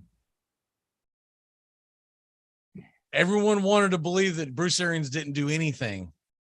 He did something. He lit a fire under their asses, if nothing else. Correct. Todd Bowles might be too nice of a guy when it all comes down to. After the game yesterday, he says, "Oh, I don't have a problem with how Devin White played. I think it's a whole defense. I think Devin White played pretty well. Sure, he might have been loafing on some plays, aka not showing effort.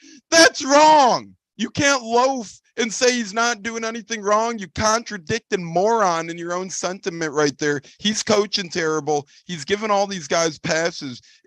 The night before, you were chewing out Devin White on the sideline. Have the same accountability in your post-game presser on Friday. Bruce Arians was always honest, sometimes to a fault, but you never got a lie out of Bruce's mouth. What are you getting out of Todd Bowles? A bunch of fluff and a bunch of freaking bupkis, and I'm tired of it. He's got to do something instead of just looking like he's, clenching his teeth on the sideline, looking all confused all the time, like the James Franklin, Frank Reich freaking look that they all three of them have the same damn look on their face, and I'm starting to get tired of it. Get yourself a water. You thought that was bad?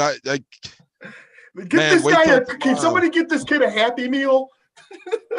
Nothing's happy about this guy right now. It's pathetic. It's pathetic. And I called it weeks ago. I called it after the Steelers game. Something was wrong with this team. I was afraid of this, and I'm just sick to my stomach over it. It's worse than the years before, because in the Lovie Smith era, we didn't expect to win. In the Schiano era, we didn't expect to win. Now you had all this fluff go on. You sign the retirement home, Julio Jones, Akeem Hicks, and all those guys, and it's just nothing is going right for this Buccaneers team right now outside of Tristan Wirfs and Antoine Winfield. Well, all right. Where were we? Let's reel it back in. Joey, I know you got to run. Just like Matt Ryan's career, your time is up. What is your lock of the day and your one big thing? Yeah, I'm still taking in that whole nice rant right there. But as the last couple of minutes come up, real quick, you mentioned that Matt Ryan contract earlier and alluded to it. That definitely is a big part in that whole Colts quarterback fiasco. Luckily, we play Washington at home tomorrow, so at least you always have a puncher's chance. But my lock of the day before I get into my one big thing will be this. Minnesota Vikings are home tomorrow against Arizona. I see here Minnesota is currently -3.5. I'm going to take them and give the points up to Arizona. I just think Minnesota is the cream of the crop. Really, besides Philly record-wise in the NFC, I know we all don't trust Kirk Cousins. That could explode at any time. But this team offensively is healthy, coming off a bye week in their home stadium. My lock is Minnesota -3.5 against the Cardinals. Now, get into the little bit of the Colts, and I'll make it my one big thing so I don't go off on two separate tangents. I'm pretty much just in the same boat as Tones is with our team here. It's been a disaster. This is what happens when you try to go 5 straight years of quarterbacks who have been pretty much misfits after great success with their teams back then. It worked once with Phillip Rivers. That was great. Carson Wentz can't even throw a ball in Washington. He shouldn't even be the starter when healthy this season. You got Matt Ryan, who just made things a lot worse, looking like a rookie. Yeah, against the Titans, he was more to blame to me than the offensive line, because you throw a pick 6, you throw a pick on the other side of the field, there's 9 points, 10 points that could have went your way that went the opposite way while the Colts D hung in there. I love you, Matty Ice. You've done great things in your career, but my one big thing is time to hook it up. And Texas forever. Sam Ellinger today said, he said Texas is back a few years ago. He was wrong on that one. So I hope he's right on this one.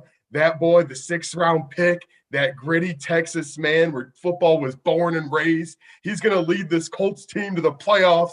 And we're going to be saying, how about them Colts when we're at the top of the AFC? No, not really. I'm wishing you good things, Sam Ellinger. Go Colts tomorrow. Hope they win. But it's just as ugly as Indy as it is in Tampa Bay.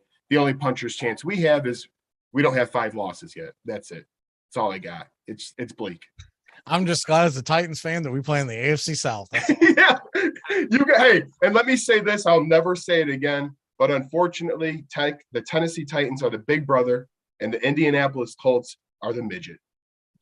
That's just how it is right now. Well, Mike Vrabel's a way better coach. Down to what we talked about in the offseason, and I'll bring it up one last time. You've got to build the quarterback through the actual draft, because it's very rare you're going to stumble across a project like the Titans did with Tannehill. They got lucky. Tannehill has been a serviceable quarterback, right? Typically, you got to go out and draft a guy, and they have yet to do that. I know they're going to give Ehlinger a chance, but and Mike Vrabel, he's just a way better coach than Frank Reich.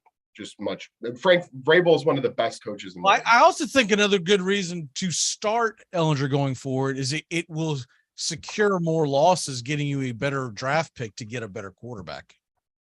Probably. The best thing you want to do is fiddle fart around and go 8-9, not make the playoffs, and have like the 20th pick in the draft. And miss out on the top 5 QBs. Right, exactly. Here we go again. Average, mediocrity, yes. Exactly. I wonder if we can bring Chase Daniels in here and turn things around. All right, let's go. In 2030, our quarterback's going to be Jameis Winston. Blaine Gabbert, baby. Blaine Gabbert next year if you want him. It'll be Tom Brady. Come on, I got Tom Brady at 54 while he's married to Kim Kardashian. And come on, Brady. I know you stunk in Tampa. We'll turn it around. He's only 60. All right, brother. See you, boys. All right. We're going to take a real quick break. When we come back, Bobby joins us. We're going to talk Florida, Georgia. We'll be back in a flash on the Armchair Quarterbacks. This portion of the show is being brought to you by Ed's Almost Good Beer. Remember, Ed's Almost Good Beer was brewed in God's country when God wasn't looking. Hey, football fans. The Armchair Quarterback Show is back Saturday mornings, 9 a.m. to noon Eastern. 3-hour wake-up show that'll cover it all. College football, the NFL, fantasy football, and Major League Baseball. It's the Armchair Quarterback Show, 9 a.m. Eastern to noon Eastern, Saturday morning, right here on the Armchair Quarterbacks 1 YouTube channel. Hey, Jacksonville, winter is the perfect time to start planning for your healthy, pest-free spring lawn with True Green, America's #1 lawn care company. True Green's science-based approach and local expertise will help give your lawn the year-round care it needs to be thick and weed-free. Go to truegreen.com/radio to save 50% on your first service. Just call 866-946-5956 or go to truegreen.com/radio today and get a lawn to be proud of. Lager, the beer that brought the forest down. I drive an exotic imported sports car. I eat exotic foreign food like frankfurters and pizza. But when it comes to numbing my mind, I'm a patriot. I drink the beer that brought the forest down. I'm a lager man. And with the new 80-bottle trunk pack, you've got enough for the evening. Hey, it's happy hour somewhere. Lager brings out the patriot in you. Join the Armchair Quarterback Show for its 9th season. And this year, we're doing it all in one show. Saturday mornings, 9 a.m. Eastern to noon Eastern, we'll be talking college football, the SEC, the Big Ten, other big games of the day. We'll be diving into the National Football League, focusing on the Southern football teams and all the big matchups throughout the land. And doing it while covering the point spreads, the over-unders, the prop bets, fantasy football. We'll tell you who to start and who to sit. And everybody's favorite, the stupid underdog picks. We'll cover Major League Baseball all the way through October and beyond. It's the Armchair Quarterback Show, 9 a.m. Eastern to noon Eastern, Saturday mornings on Armchair Quarterbacks 1 YouTube channel. Hey, George, here's the model number on that chair, by the way. Nice wallet. Wallet. What? Nobody carries wallets anymore. They went out with powdered wigs. Here's what you need. Just a couple of cards and your bankroll. See? Keep the big bills on the outside. It's a 5. Armchair. Community Access Channel. He's the armchair quarterback. He's full of beer and he's full of snacks. The all-American man. Welcome back here, and joining us is Bobby. Bobby, you ready for that ass whipping today? Look, man, I'm getting my hopes up as much as possible. I'm trying to give myself like an inkling of hope that something crazy will happen. It's not a high chance, but we don't have anything to lose, so why not enjoy it? Well, I put the kiss of death on y'all. I don't know if you caught it earlier, but I took Florida. And stupid underdog. Stupid underdogs. Well, I tell you what, I was gonna pick them too, and I've done pretty well, so I guess it evens out. I'll change my pick. My pick, but obviously because I had them in mind.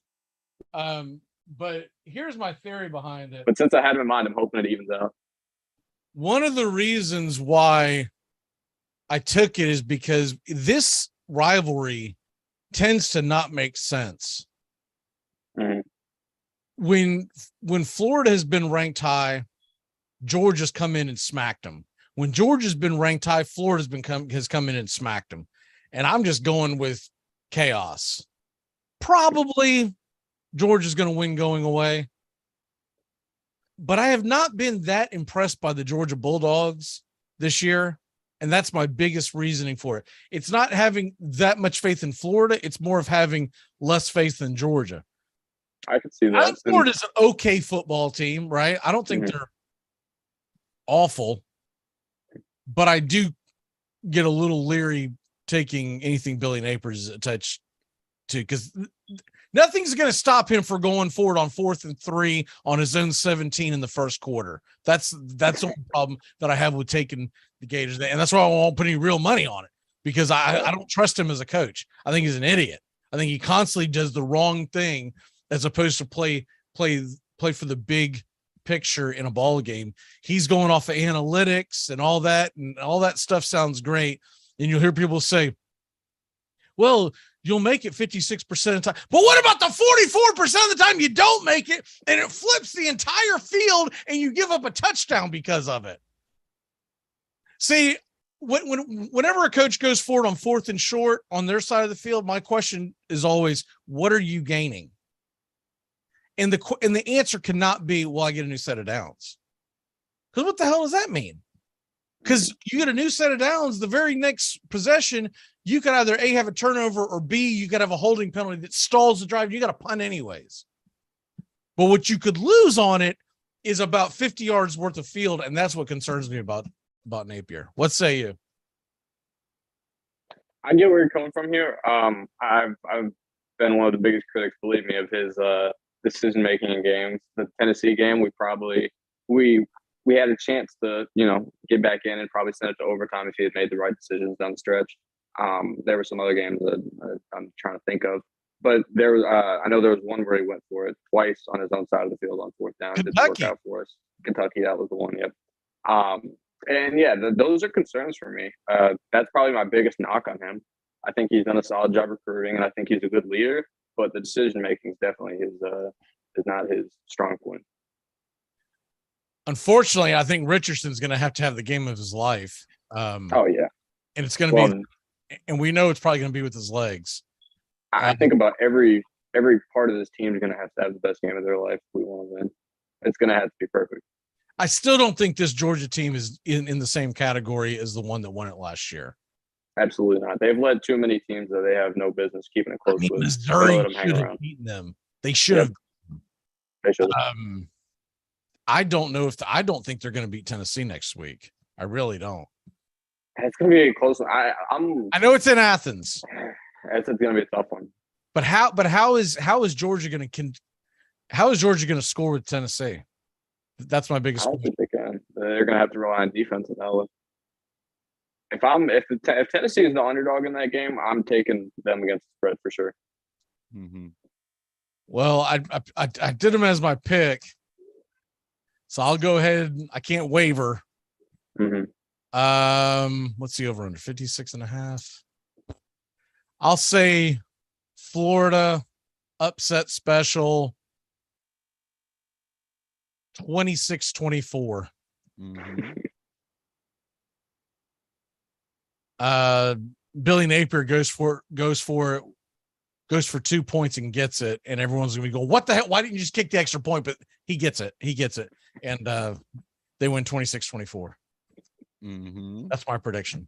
What is your prediction? I love it. I'm not quite as optimistic, I guess, but I do think we'll keep it close. I think we'll cover. I'd say 35-24 Georgia. Tones, what say you? Yeah, I think Anthony Richardson works some magic with those legs today, trying to rise his draft stock and, NFL status for one day down the road. But we're talking about today. I got Florida Gators in the upset special today as well. I liked what I seen. They fought hard coming off a bye week. They fought hard the week before against LSU. Richardson had the best run I've seen this college football season by a quarterback, and he sold me right there. That's my guy. I'm going with the Gators. Billy Napier, some of his calls might not paid off yet to this point, but I think I know why he's doing them. I think he wants to get this Florida team to a bowl game, and he knows he has to take some odd or perhaps unmethodical steps to get there. Perhaps he's trying to reach outside the box with some of those play calls. Hey, I have a chance to beat Tennessee. Why not go for it? Or, hey, today we have the chance to beat Georgia, as Magee alluded to. Let's go for 2. I think he's trying to think outside the box a little bit in his first year at the program. It hasn't worked out in his favor yet. I think that could change today with a couple pivotal calls. I do like the foundation he's building there. And I think Florida wins a close one today. I'm going with 25-24. They win by 1. Give me Florida in the upset here. Richardson goes off, has over 100 rushing yards. Maybe not the best passing game, but he's going to run like crazy. It's weird that only Florida fans not picking him, but I'm not complaining. I'm happy with it. I feel a little bit more confident now. All right, now the big one: Jacksonville State and Austin P. According to ESPN. Let's go do a deep dive on this. What the hell are they doing at that? Anyways, whatever. Tennessee, Kentucky. If this game was in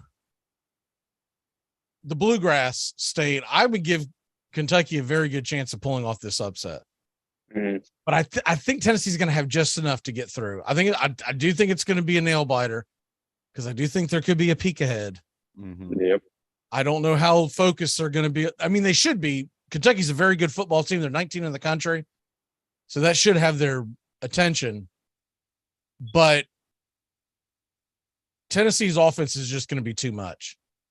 So I've got Tennessee winning, but I don't think they cover the spread. I think Tennessee, I'm going to go with like 38-33. It'll be a situation where Kentucky has the ball late in the game, but they need a touchdown to win, and they just can't get it done. Maybe not quite that high scoring, but because Tennessee's offense is so prolific, I'm going to go with 38-33. What say you, Bobby? Tennessee should win this game. They're at home. They're a much better team. But this has trap game written all over it.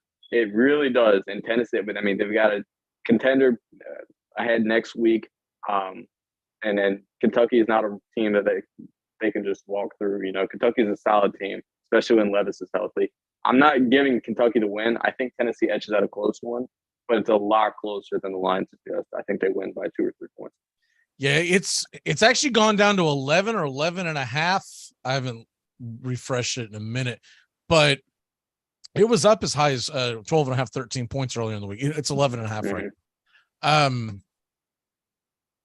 I know people are still off the high of Tennessee beating Alabama, and they're number 3 in the country. It's got a lot to do with it, but I don't think Kentucky's getting the respect that they should get. But I do think Tennessee will have that respect, because this has been a hard-fought rivalry for the last several years. Tones, what say you in this game? Yeah, and these are 2 quarterbacks who are first-round projected picks at this point. Perhaps it kind of reminds me of the Mac Jones and Justin Fields back and forth in their draft class. Who would you rather have? It could be a case of Hooker or Levis, as Stroud and Young are the big guys. So this is a big game for these cats on the national scene. I like Tennessee to win, but I do like Kentucky to cover. I think Kentucky loses by 10 in this one. They're getting 11.5. I like what Levis brings. I like what Stoops brings. They've been playing better football than their 5-2 record indicates, in my opinion. Levis has been banged up a little bit this year as well, which has hindered their winning ability. But give me Tennessee with the final score, and I do. Again, I like the. This is tough. I'm going to go with the over slightly here. I'm going to go with the 36-26, or that's pushing it. So give me 37-26. We'll go with that. 11-point win. Kentucky still covers. The over hits 37-26. Tennessee pulls out the win, and Hooker continues to look impressive, but Kentucky does cover.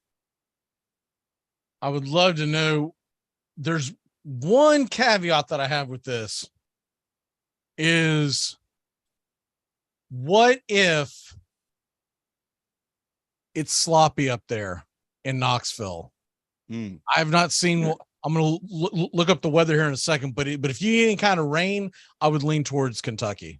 Next game, this is this could get interesting, and it's well under the radar. South Carolina is number 25, quietly number 25 in the country. They're at home against a 3-4 Missouri team that has given. They gave Florida fits. They gave Georgia fits. Missouri's a little better than what their record indicates, right? They're only a 3.5-point favorite. I think South Carolina gets the W, but I think this is going to be a slobber knocker. I said Florida. I meant Kentucky. They beat Kentucky. They beat Texas A&M. They lost a close one to Georgia. And they hung in with Arkansas beginning of the year. I don't think they were playing nearly as good as they were earlier in the year. But South Carolina, Missouri tonight, or is it 4:00? Let me double check that. It's 4:00 game, yeah. I think South Carolina gets the W, but I would be really, really hesitant laying those points. What say you, Bobby? Yeah, I'm with you on that. Missouri, they've kept just about every game close this year. They're a sneaky good team. And South Carolina, obviously, they've been playing good too. I'm in the same boat as you. I think I would take South Carolina to win this one, but I wouldn't be comfortable enough to take the 3.5. You could argue this team could. Missouri very well could be 6-1. They lost Auburn on a terrible fumble going into the end zone. They had Georgia all game long and just choked it at the end. And they lost to Florida by a touchdown. Now, that is a very difficult place to go to and win in South Carolina, especially when they have a good team. But I'm really interested in this game, and I might be dialed into it if the other 3:30 games get out of hand. Tones, what say you? I got South Carolina winning this like a sloppy 20-16 type of ball game. And have we seen a bigger fall from grace of a college quarterback in recent years than Spencer Rattler, the one-time favorite to win the Heisman in Oklahoma? Now his touchdown to interception ratio is 5 touchdown passes to 8 interceptions on the year at a South Carolina team. I just don't see him getting better in this game, and I think that leaves a door open for Missouri to at least cover at the very least. They're getting 3.5 points. Why not have Missouri win this game? I'm feeling upsets today. I went with the Gators, and I'm going with Missouri here as well. Missouri's played better than their records indicated to me. South Carolina, at least offensively, has played much worse than their record has indicated. I think Missouri wins a scrap battle here, 21-20, old-fashioned football, a lot of running in this one, a lot of ugly play, a lot of turnovers. Missouri gets it done, though, 21-20. Give me Missouri spread and the under.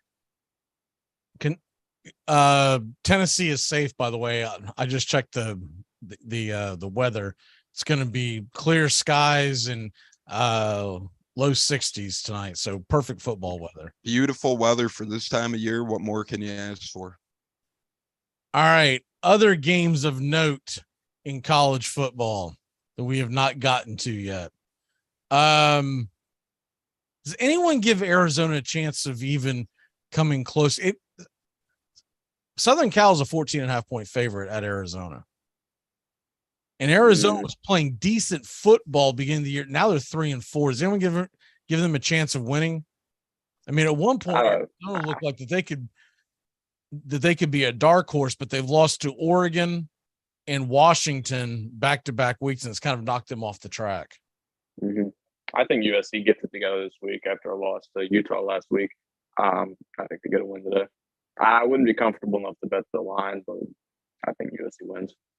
Yeah, I don't think I'd lay the 14.5 on the road, but I think USC is no problem winning this one by a good 10 to 13 points. Arizona, I mean, even their wins at the beginning of the year, one of them was against North Dakota State. I know they're pretty good, but, nothing too crazy there. Give me USC to win this one straight up, but I don't feel confident betting on this game either way with that type of line. So I think USC finds a way to win, but not confident in enough to lay the 14.5 on the road. Here's another one that I don't understand the line. Ole Miss is only a 2-point favorite. I get it that it's at A&M. I know that's a tough place to play. But do you know Texas A&M has not outgained their opponent yet this year? They're 3-4, 1-3 in the conference. They have not outgained their opponent offensively at all, even in the ones they've won.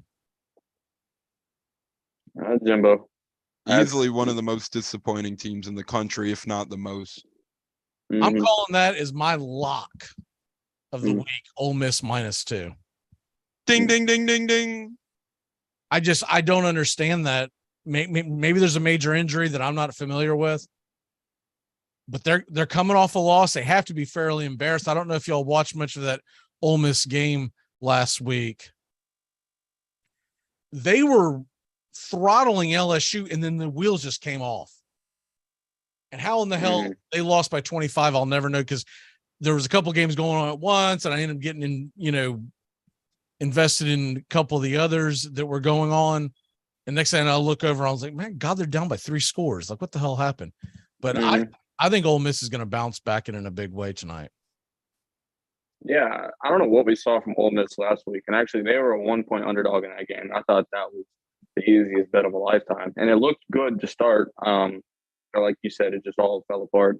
But yeah, I think they get it together this week. I think they cover the spread. Texas A&M just sucks. I saw that statistic earlier this week, and I could not believe that they had not outgained any of their opponents. That's unbelievable. I mean, this team of Texas A&M, they're supposed to have Jimbo Fisher. They're supposed to have the quarterback whisperer. They didn't outgain Miami. They didn't outgain. Wait a minute. Is that right? I'm wondering if the one caveat is the. Okay, I think the one caveat was the first game. I think it was since the first game, because Sam Houston State sucks and they didn't put up any yards. But since Sam Houston State, they have not outgained any of their opponents. That's not good. Especially, and you said they played Miami, right? They played Miami, and if you remember, they beat Miami 17-9, but Miami kept. So they were basically played a bend but don't break defense. They gave up yards in between the 20s, but Miami couldn't get in the end zone. Yeah. But yeah, I mean, this is supposed to be the quarterback whisperer, the $75 million man, and he's getting outgained by South Carolina's offense, by Mississippi State's offense. I tell you what, where do you guys think Jimbo would be without Jameis Winston right now? Because outside of that, man, he'd be offensive coordinator for Willie Taggart. I mean, I will give him credit. He did get, Manuel and Ponder drafted probably higher than those guys should have been drafted, and that alludes to Magee quarterback whisperer standings. But yeah, Winston really cemented him in that upper echelon tier of coaches recently. I do think he is a good coach. Yeah, but remember, Ponder and Manuel were Bobby Bowden recruits. Yeah, that is true. That is true. But they played under Jimbo, though, right? Or no? Well, they were when Jimbo was the offensive coordinator. Okay. So yeah, I mean, I think Bobby makes a good point. I think that Jameis has gotten Jimbo his clout, but at the same time, I do think Jimbo is still a good coach. I don't think he's a great coach. I think he's a good coach. I think he's in over his head where he is right now. I just don't understand with all his great recruits that he's has how he can't get a quarterback in there. That's the one thing that guy should be able to do. Easily in the state of Texas as well. That should be like picking blind mice from a, pick anyone. They should be coming like hotcakes, but you got the transfer portal. Nobody wants to go play for the quarterback whisperer. Like, what the hell's going on? So, I mean, couldn't happen to a better guy, but I'm just like, maybe they'll get Chad Powers over there. I never thought in a million years that Florida State would have a chance to possibly, and I know it's still a long way away, but considering the fact that it's going to expand, Florida State has a chance to get to the playoffs before Texas A&M does, and that did not seem even remotely possible a couple of seasons ago. Mm-hmm. Hell, I was hoping we just crossed the 50-yard line. And now, like, Mike Norvell has got a decent program. I know he's lost a few in a row, but they've all been to ranked teams, and the teams have not. We haven't gotten throttled like some of the other seasons we've had, right? Dude, they've looked. That South Carolina game was not as close as the 30-24 loss. I watched quite a bit of that game. South Carolina, because I took South Carolina the points. South Carolina put it to them. The only game that I can give them credit for was the near win against Alabama. But I think he spends 365, 24/7 drawing up a play or drawing up a game plan to beat Nick Saban, and the rest of it's gone to the wayside. Brian Cook's amped for Florida State, Miami next week, he said. He's the only one. How the hell is that on ABC? Did you see that? That's the 7:30 Eastern ABC game of the week. Really? That must be a rough slate next week, man. Okay. They penciled that one in the middle of week 0 when they were all doing something, not paying attention. I don't think there's a chance that either one of those teams are ranked next week, and that's your. I mean, nostalgia only takes you so far. Right. I mean, to me, that is the equivalent of showing Yankees Dodgers over the World Series tonight, just because you'll get the fan bases. Well, this game's a meaningless scrimmage, but more people care about it than Houston and Philadelphia. It's just I don't know. I saw that announced like last week. I was like, what?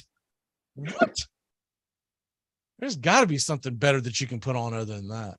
You would think, definitely, but the schedule makers know it all. All right. Tones, what is your lock of the week? Well, I'm surely not going to pick a team with a quarterback who's unhealthy. Last week, I picked the Broncos, and a couple hours after the show, Russell Wilson, Mr. Unlimited, got ruled out for the game. So I'm looking to stay clear of that. I'm going with the over and the Falcons. Wait a minute. Russell Wilson's not playing this week? No, last week when I picked him, I thought he was playing. Like jackass was doing leg exercises on the plane, walked on his way over to London, and he's still not playing.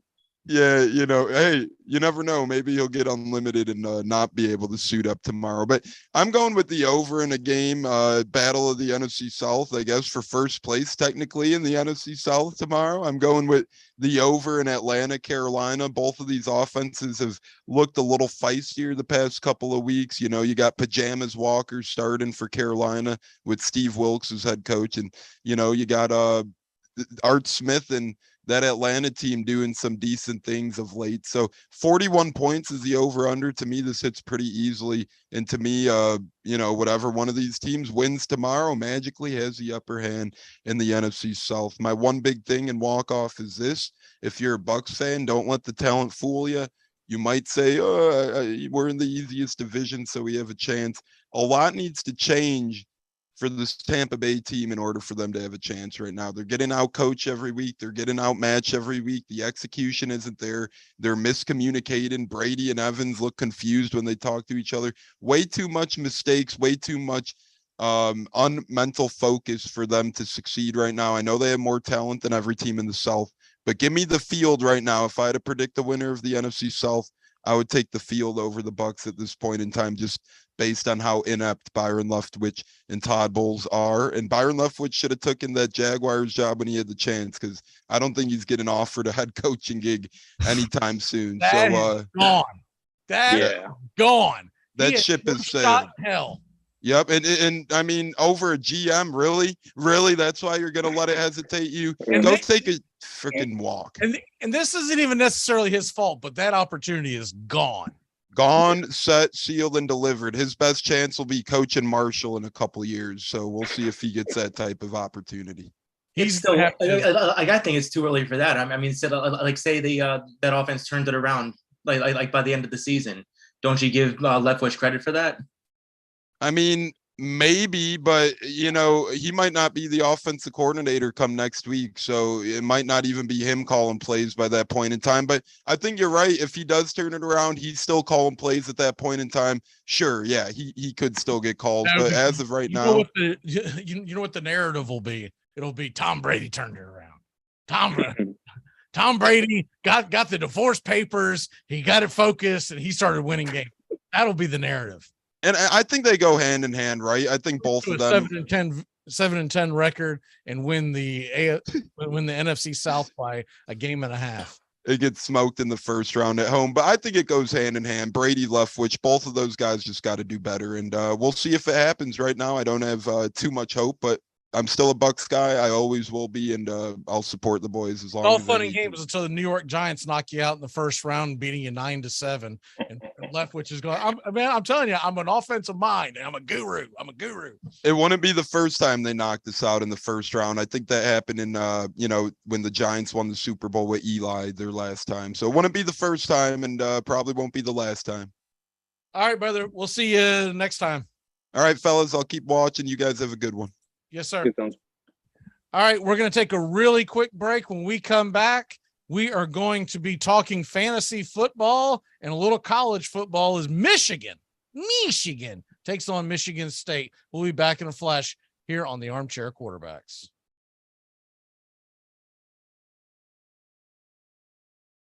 You're listening to CBS Sports Radio. We are all sports 24 hours a day, 7 days a week. Strong opinions and your phone calls. Expected here. CBS Sports Radio. I'm not audible. How audible I'll use. Red Polly. Blue poncho. Rambo. Give me Kershaw here, Kershaw. You're listening to the Armchair Quarterbacks.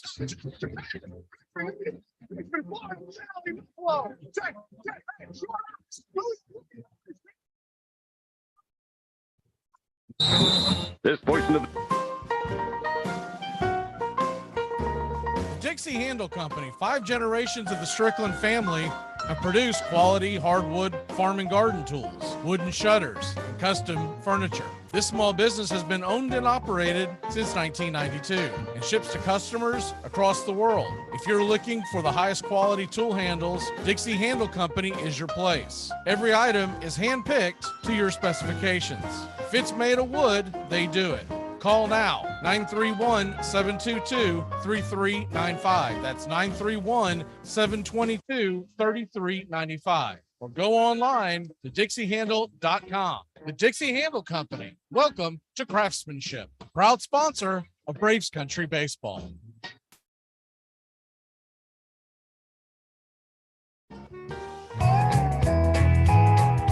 Join the Armchair Quarterback Show for its 9th season. And this year, we're doing it all in one show. Saturday mornings, 9 a.m. Eastern to noon Eastern, we'll be talking college football, the SEC, the Big Ten, other big games of the day. We'll be diving into the National Football League, focusing on the Southern football teams and all the big matchups throughout the land. And doing it while covering the point spreads, the over-unders, the prop bets, fantasy football. We'll tell you who to start and who to sit. And everybody's favorite, the stupid underdog picks. And we'll cover Major League Baseball all the way through October and beyond. It's the Armchair Quarterback Show, 9 a.m. Eastern to noon Eastern, Saturday mornings on Armchair Quarterbacks 1 YouTube channel. You know what? I'm not leaving. I'm not leaving. I'm not leaving.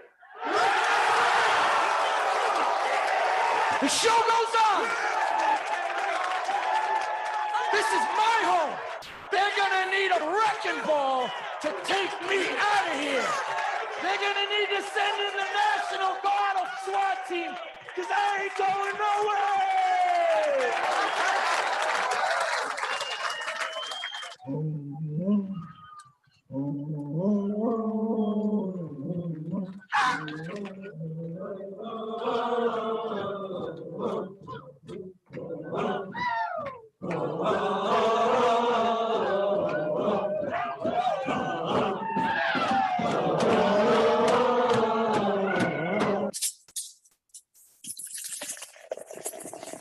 Armchair.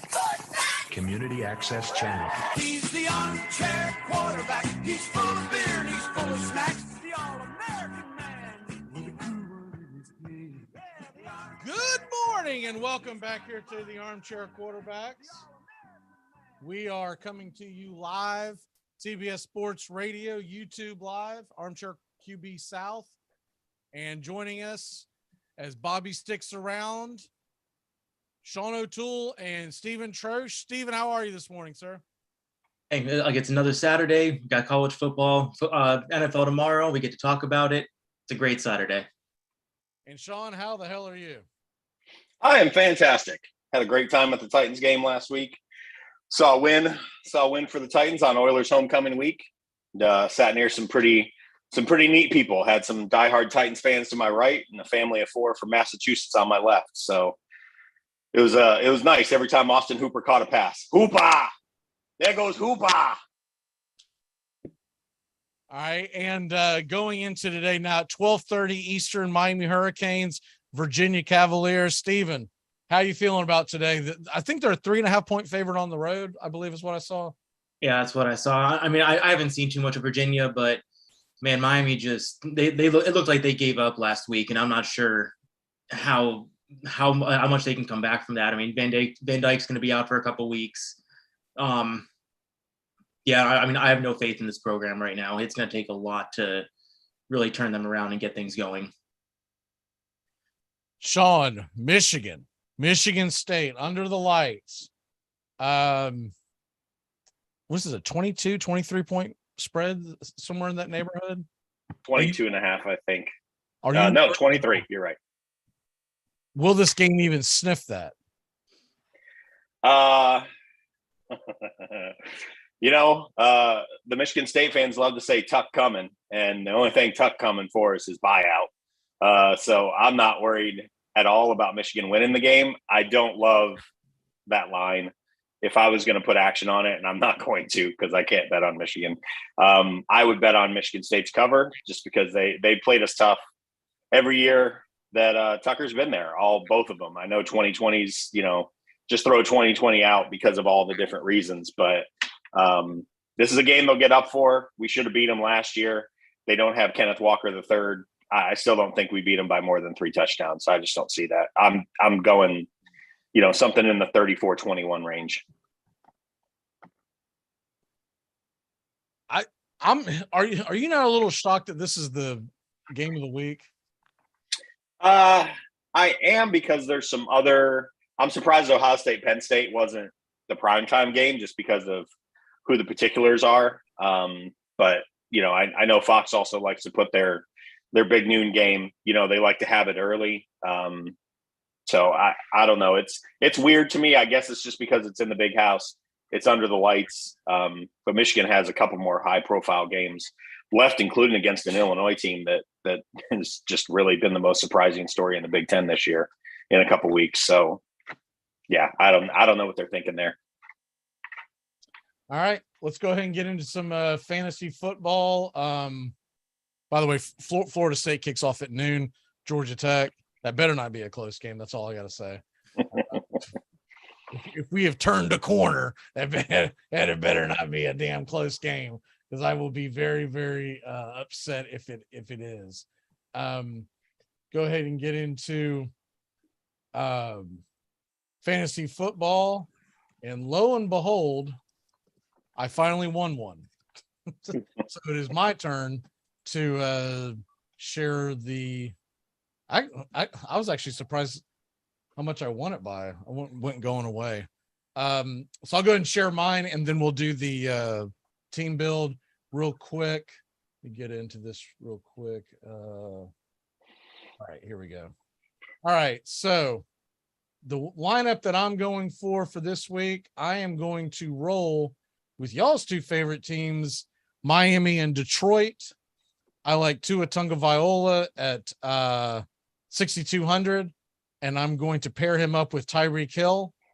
I thought about pairing him up with Waddle,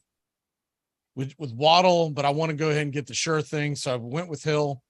I'm paying big money for Hill. I'm paying big money for Derrick Henry, who has just annihilated Houston over the years. So I'm banking on that. And I like Brian Robinson to be able, in a slobber knock type of game, to be able to go on that Indianapolis Colts defense and get some yards and hopefully sneak in the end zone. I'm coming back with it with Paris Campbell.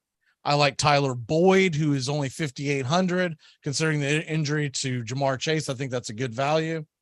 And I'm going Irv Smith as my tight end, and Hawkinson to be able to go back and forth in that Miami-Detroit game. I thought about taking a couple of the Detroit receivers, but I liked Hawkinson's value at 4,900, and I'm hoping he has one more big game. And then I went with the Commanders defense, because anytime you give me a defense, it's going to go up against what is essentially a rookie quarterback. I'll take my chances. And so that is where I'm going for this. All right. Now we will build team build. I can never keep up with it. Steven. Is it Steven, Bobby, and me. Okay. So Steven, where are you going this week? Well, he actually had one of my guys I'm going to stack with. So like one of the most popular games to stack this week is going to be Minnesota, Arizona. And I'm going to have plenty of that tomorrow. One way I'm going to get different there is I'm going to take Kirk Cousins and I'm going to stack him with Irv Smith at 3,500. That way we can really get some high-end players and have a lot to work with. Okay. And who's next? Bobby. Me. I'm going to go with Tyler Boyd as well. I know you had him in your lineup, Dave. I think, he's got a good price right now. His role is going to be expanding with Chase being out for a few weeks at least. So I think right now is good value for him. All right. Sean, your go. All right. I'm going to go ahead and grab our first running back. And I'm going to take one of my favorite choices for the week that I haven't heard mentioned a ton. And that's Mr. Kenneth Walker III at 6,500 in that Giants-Seattle game. At home, I'm a big fan of his. He might be stumped a little bit early, but he's capable of breaking one for 80 literally at any point. No, at 6,500, Kenneth Walker is like an automatic play. He's probably at least a $7,500 running back. Yep.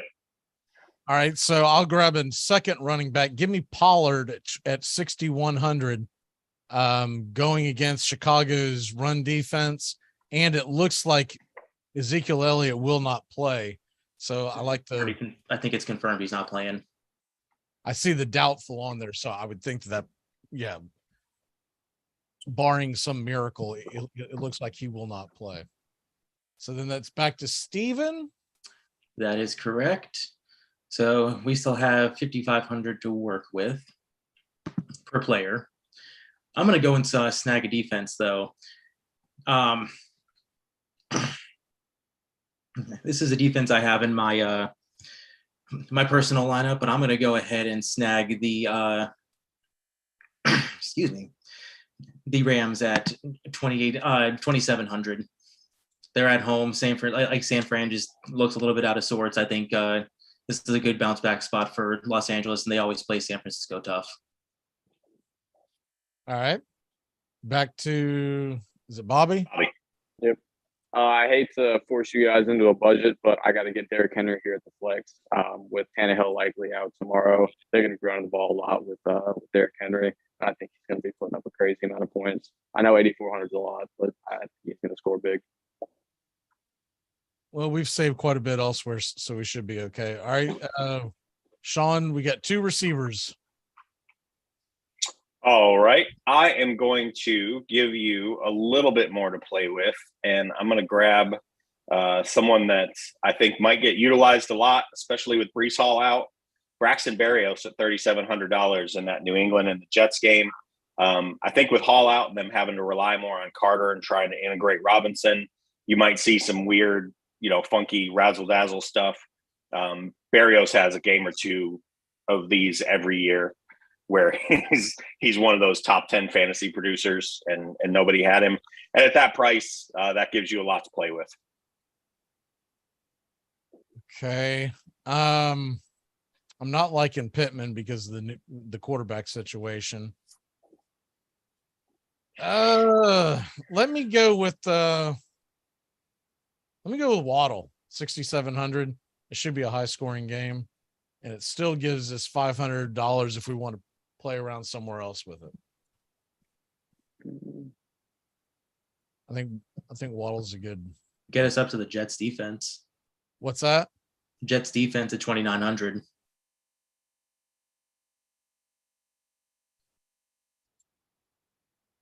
Jets defense at 2,900. Okay. I'm just throwing it out there. Any thoughts? I like that. I like that. Yeah, I mean, yeah, that's a good price, and I mean, with what I saw Monday night, I don't have a lot of faith in the Patriots offense. I just don't know if they, again, they got Pencilhead calling plays, so. Yeah, I'll tell you what, man, that was a disaster. And I know they're saying that Jones is banged up, and they're coming up with all these excuses why he got benched. He got benched because he was sucking. Yep. Isn't it poetic that on back-to-back primetime games, Belichick and Brady just absolutely get annihilated and fall apart? It can't be good for the ratings. I can tell you that. It's the end of an era. I love it. These ratings on the primetime games have got to be atrocious compared to the last few years. Oh, I know. I mean, some of the the Sunday night games have been good, but the Thursday night games have been terrible for the most part. Oh, and the slate's not looking good at all. Like, we were talking about doing some games, and I'm looking ahead. I'm like, dude, what the hell is there? There's like nothing on Thursday nights. Bad. All right, so we'll go ahead and set that lineup. We still have 300 to play with. If anyone wanted to do anything else anywhere, if not, we'll just set it as is. Nope, I'm good with that. All right. We'll just set that in and good to go. All right, let me end this. Okay. Let's go ahead and way too many boxes going on at one time. All right. So let's go ahead and get into some NFL talk. Real quick. College football before we turn the page all to, you know what, we'll come back to college football at the end. How about that? Let's go ahead and get into our cold and bold predictions. Steven, I'll start with you. Well, I mean, this is not a good signal for our team build, but cold prediction, I just have a feeling Tony Pollard is going to bust. I mean, everyone is expecting with Zeke out that he's going to be a top 5 running back. It's going to be the true Tony Pollard breakout explosion week. And I mean, I just got a feeling it's not going to come. I mean, we saw it, I think a couple weeks ago where Dallas was massive chalk for DFS, and everyone was expecting them to go off, and it was extremely lackluster and cost a lot of people a lot of money. I'll have some shares of Pollard, but I'm going to be looking elsewhere. And where I'll be looking, Sean brought him up a little bit before, is Kenneth Walker. I mean, he just looks like already one of the top backs in the league. And he's getting a full workhorse role. That team in the offense is just rolling. I really think Walker is going to explode here against the Giants and finally give Daboll his second loss. Every week, everyone doubts the Giants, and every week It's gonna happen eventually. It's gotta happen at some point. I see the Giants winning a 16-14 slobber knocker. I mean, it's just every damn week. Jets too, for that matter. Every week, like, all right, man, the shine's got to come off here. What the hell? Are they going to do this all year? Are they going to finish 16-1? It's going to be Jets, Giants in the Super Bowl, man. Don't forget, we also have Geno Smith revenge week for the Giants. So, yeah. I mean, yeah. He's on a mission. Like revenge week for me has got to be like Brady versus the Patriots. It can't be some dude that got smacked in the mouth and got sent out west. I mean, he was the one who ended Eli's streak, and there's a lot of hubbub about that. And now he's getting all lippy with reporters. But what happened that one time when that dude poked you in the mouth? You didn't do nothing. So I don't know. I hope you're right, because I'm forced to start him in a few leagues. But I've got a terrible feeling I'm going to wake up Monday morning, and go, 12 points again. Crap. I love Geno. I know that's weird coming from a Cardinals fan, but that team's easy to root for right now. Oh, I mean, Pete Carroll looks like a damn genius at this point. Okay. Him and Schneider, they look incredible. That draft class was they killed it. It's worth mentioning Geno's on a 1-year, $3.5 million contract. Anybody want to put odds on who pays him? Because I think it's the Colts. Yeah. How would that it? 4 years, 60 million. That's exactly the thing Irsay will do after he cleans house. 60 million per year. Yeah, fully who knows? guaranteed. With the way he's throwing the ball. He'll go out and give him a Russell Wilson contract. Oh, let's Lord. go. Come on, let's go. And then he'll get over to Indianapolis, and everyone will remember who Geno Smith was and go, oh, man. Broncos country. Let's hide. Oh, mercy. All right. What is your bold prediction? Since we took a crap on Kenneth Walker was my bold prediction. He was. I'm sorry. I got so focused on us crapping on the Jets and the Giants and everything else. Okay. Bobby, what is your bold and cold prediction? Bold prediction. I got the Dolphins offense lighting it up tomorrow. I think that's going to be a shootout, by the way. Like I'm so excited to watch that. I think it's on locally, Steven, here. I think I saw it because Jacksonville's, the early morning game. I think I saw Dolphins Lions is local TV. Damn, I gotta go find somewhere to watch it then. So yeah, my bold prediction. I got Dolphins local offense TV, as a whole. like, literally, all you need is like rabbit ears. Swing by the house and I'll give you some aluminum foil. It'll work out. So yeah, Dolphins offense, bold prediction. I got them. I think any play is smart here. I got, I would go Tua for sure, no question about it. But then you could choose between Tyreek and Waddle, depending on how the rest of your team is structured this week. In DFS, I think either one of them is a safe option. I think they're going to be lighting it up. And my cold prediction. Sorry, I got Aaron Jones, the guy I'm avoiding tomorrow in DFS. The Green Bay offense just hasn't looked good. They're going up against one of the best defenses in football tomorrow. I don't think Aaron Jones is going to be putting up a lot of points. If you're picking him in DFS, I don't advise it. God, man. I got AJ Dillon in a couple leagues, and I'm just, what the hell? That's rough. If Aaron Jones isn't getting a car wreck or something, I don't know what the hell I'm going to do with him. Sean, what is your cold and bold? So for my cold, I'm going to go to the Bears-Cowboys game. Seen a lot of ads in the last 7 days of Justin Fields, people who maybe need a streaming quarterback. There's this guy on the Cowboys that the Patriots don't have. Maybe you've heard of him. His name is Micah Parsons. Justin Fields will not be running by Micah Parsons. He will be getting tackled and hit very hard by Micah Parsons. So if you're one of said people, that's buying into the Bears Kool-Aid from them beating a bad Patriots team on Monday Night Football, that Kool-Aid is about to turn to something that tastes a lot worse than Kool-Aid. So I would avoid that at all costs. That is my cold prediction. My bold prediction is I'm loading up on week. And it's a short week. Exactly. My bold prediction is, came out. Yeah, exactly. That's why I'm staying away from the Cardinals Vikings game. I got no read on that. Whatever. I knew it was coming. Too many guys in that game playing Call of Duty. My bold prediction is I'm loading up on the Raiders and Saints game. I think that is actually going to be the laser light show this week. I don't think it's going to be Miami-Detroit because I think Detroit sucks.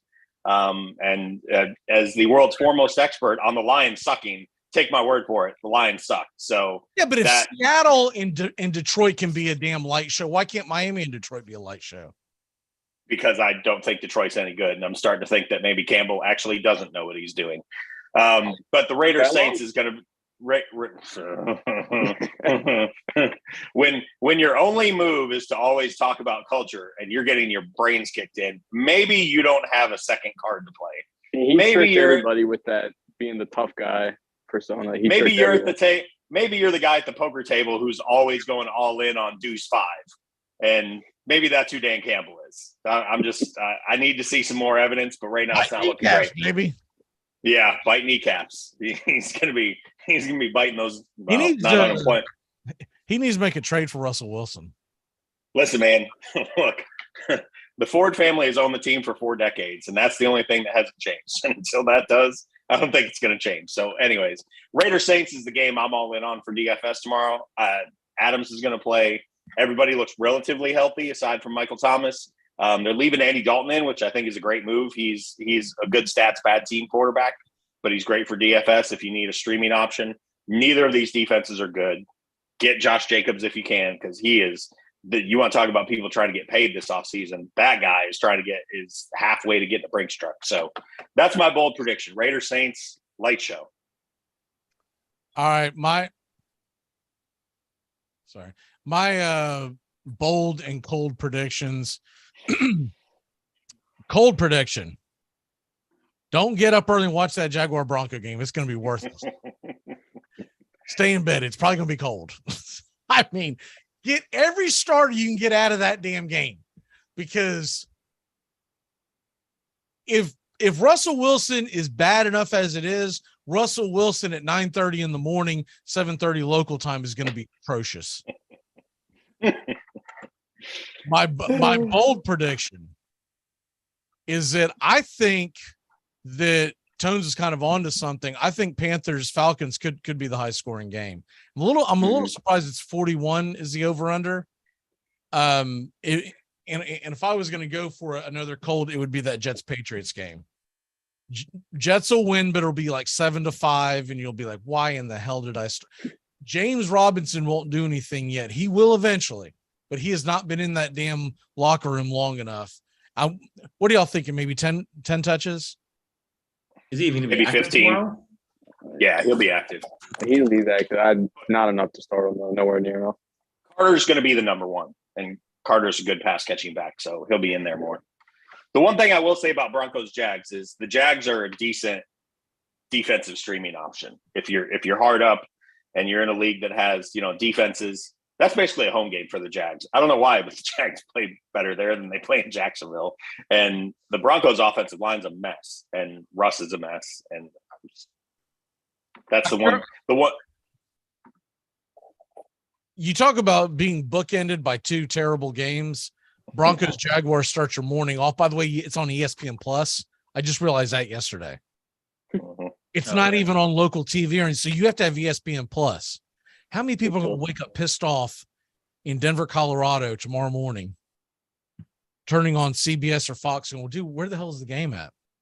Mm-hmm. Oh, you got to subscribe. Oh, we got you. And then it's being bookended tomorrow night. Packers Bills. The over under is 47. I'm only going to guess that means that the Packers team total is like 3.5. About to say 44-3. Because it's in Buffalo. How is that over under only 47? That was really tempting to take as my lock. but I Bills think might put up 35 in the first half. Buffalo is just cruising towards the Super Bowl is what the hell they're doing. All right. Moving on from the bold and cold. We've already hit the DFS. Want to hit some lines that y'all might be interested in the NFL tomorrow, and then we'll hit college towards the top of the hour. Couple of games that, okay, first of all, over under 51.5 Dolphins Lions. Sean, are you saying that you don't think it's going to get there? I would take the under. I just don't believe in the Lions offense. Have you seen the Lions offense the last 3 weeks? I know what they did early in the season, but have you seen them the last 3 weeks? I know the Dolphins defense is not the Cowboys defense on the whole, but what the Lions do well is run the power game and use Goff and play action. And well, those are the things that 3 weeks ago, they hung 45 on Seattle's defense. And Dolphins are much better than Seattle's defense. The operative word in that sentence is Seattle's defense. And against the Patriots and the Cowboys, they looked inept. It's just, I don't trust. The vibes are bad. They're just not, again, Jared Goff's your quarterback and he's limited. Things have to be perfect for him to succeed. And they just haven't been perfect. The one caveat I'll put on that, at home, the Lions have scored 38 against Philly, 36 against Washington, and 45 against Seattle. Yeah. Good case. It's a good case. Swift and Brown are back. I'm not saying don't do it. I'm just saying the evidence of the last 2 weeks indicates the trend shows it's more likely that they put up 14 and break your ticket, but it's not improbable. Steve, I'm not touching it.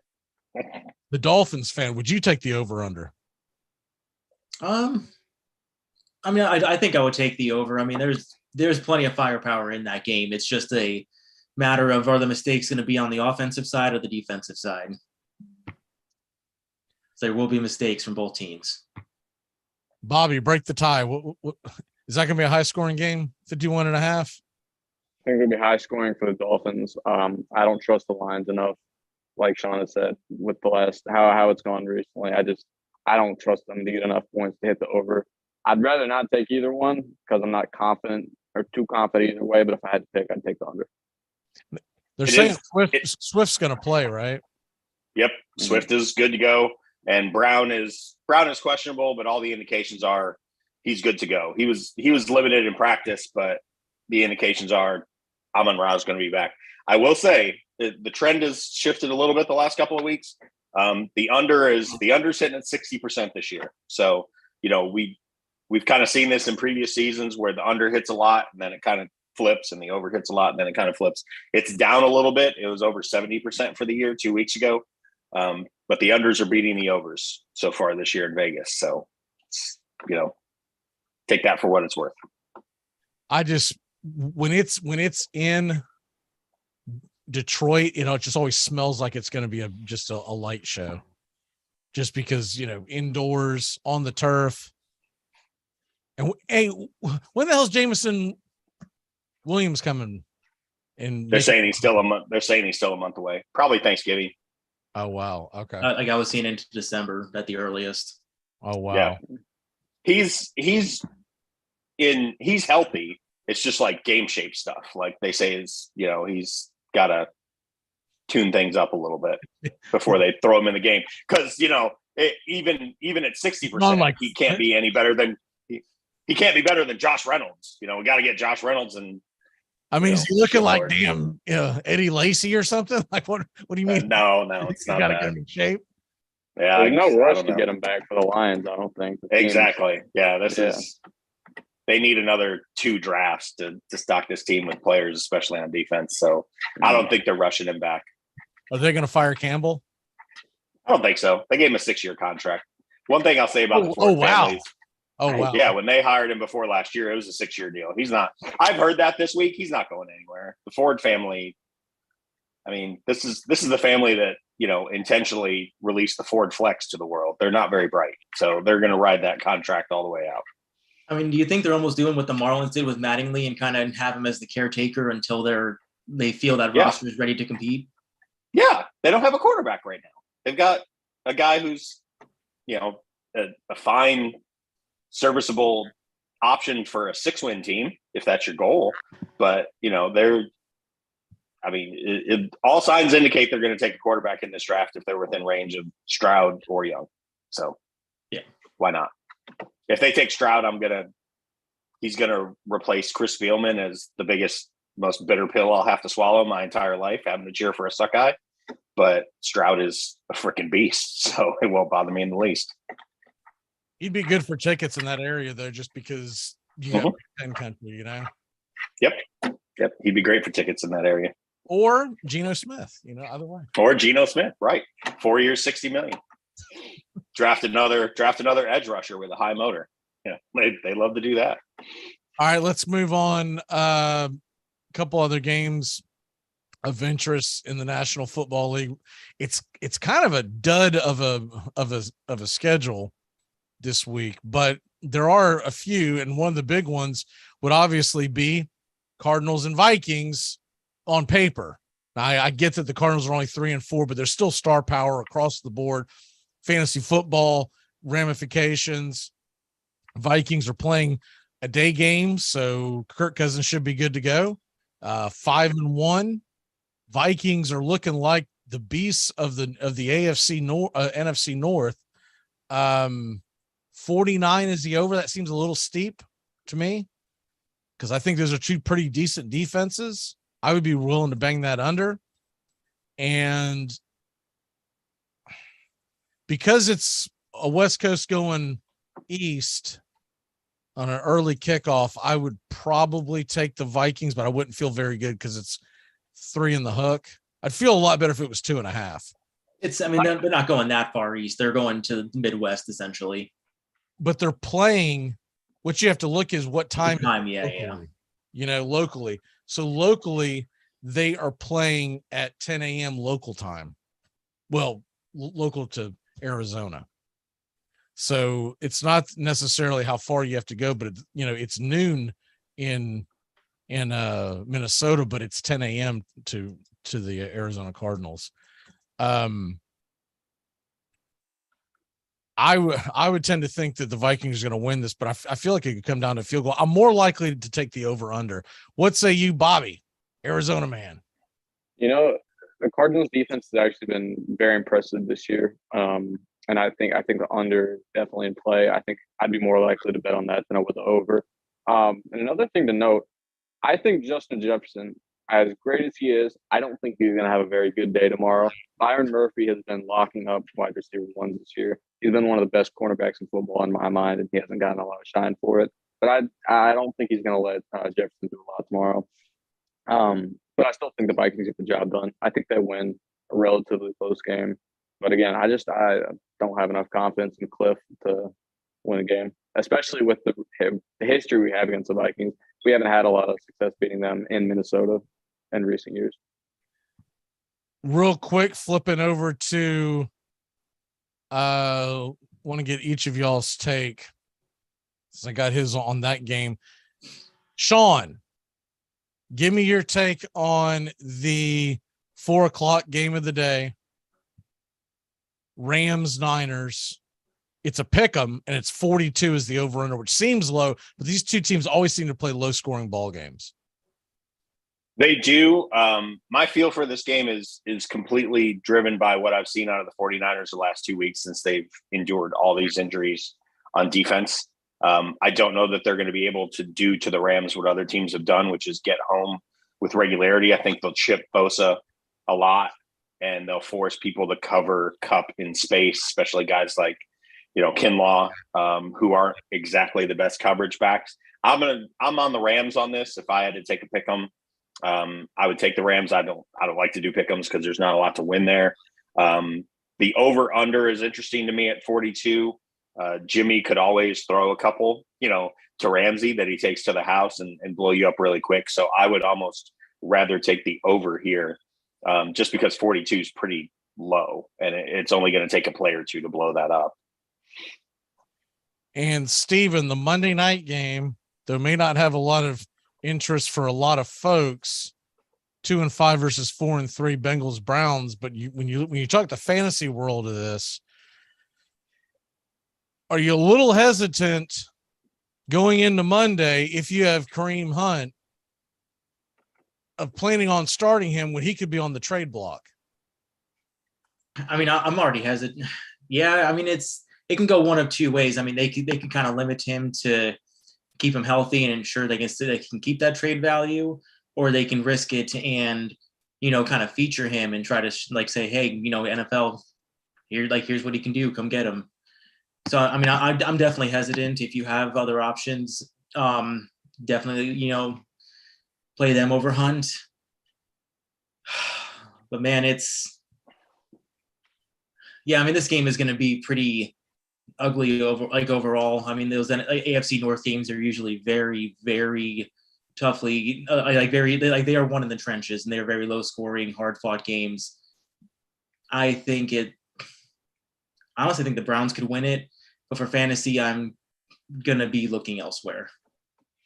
I've heard this a lot this week. What's the marketplace for Hunt? Like, who's giving a 4 for him? Who needs a running back? That just looking around the league, like, who needs a running back that bad that's giving up a 4 for him?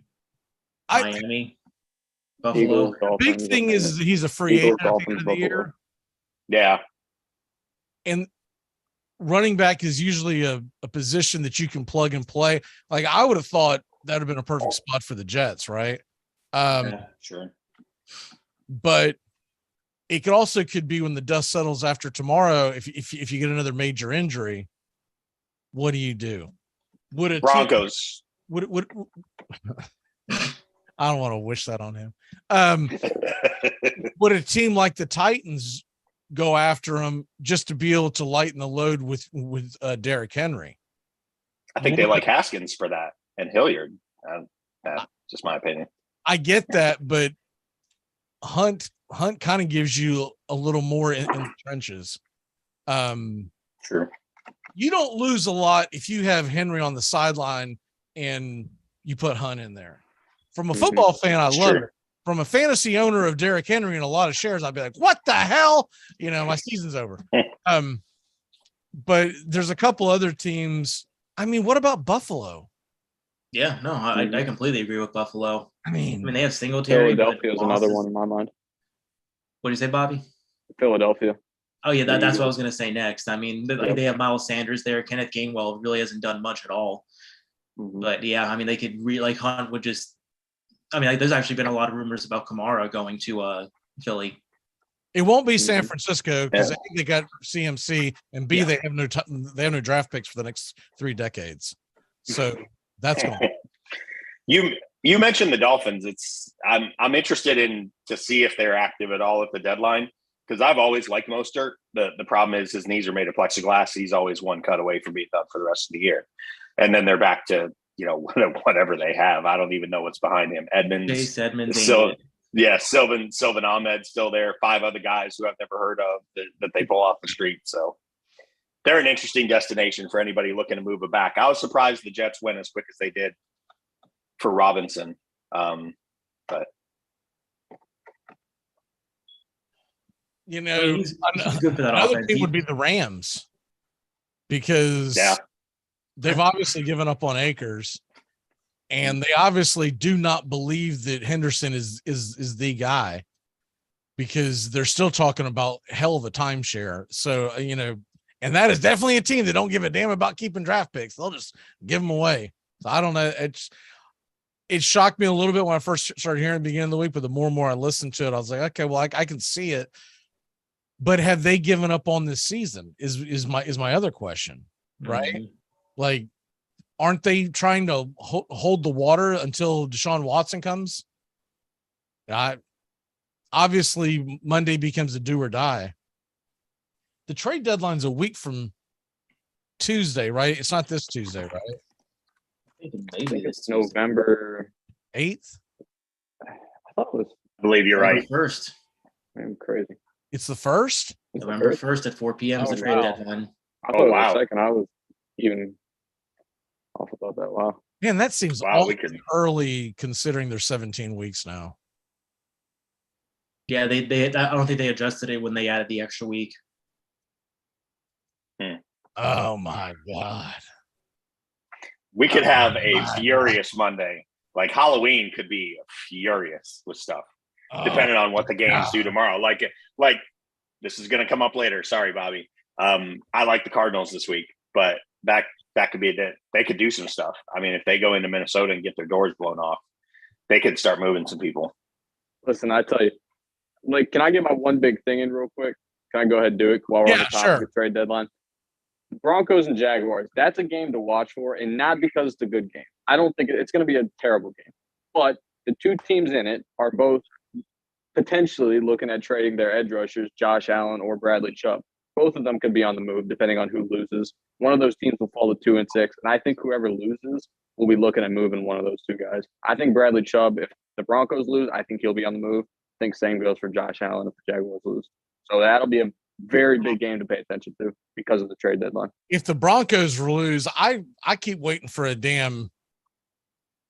press release of we're looking for a new coach. Yeah. Man, they invested Hackett's a lot of damn money, and this guy was supposed to be able to take them to the next level, and they go out and get and look, I know you can put most of it on Russell Wilson, but the point is they went and got a guy who is a perennial Pro Bowl quarterback, and they are getting diddly out of their offense. Mm-hmm. This is what happens when you have a new ownership group and a first-time general manager, and a bunch of people are not on the same page because they got Hackett. They got Hackett to try and get Rodgers, to try and bring Rodgers to Denver. That was well reported by Rappaport and Jeff Darlington, lots of other people. And then Rodgers said, no, I'm going to stay in Green Bay. And they pivoted to the Danger Witch. And now now nobody wants to eat the Danger Witch. It's Broncos country. Let's hide. So the history of firing coaches after 1 year, it's actually not happened that many times. Like, things have to be really bad. Things are really bad in Denver. And that's a very, very rich ownership group with a lot of individual members who just pumped billions of dollars in to buy that team. So new owner syndrome. I know. Look at all.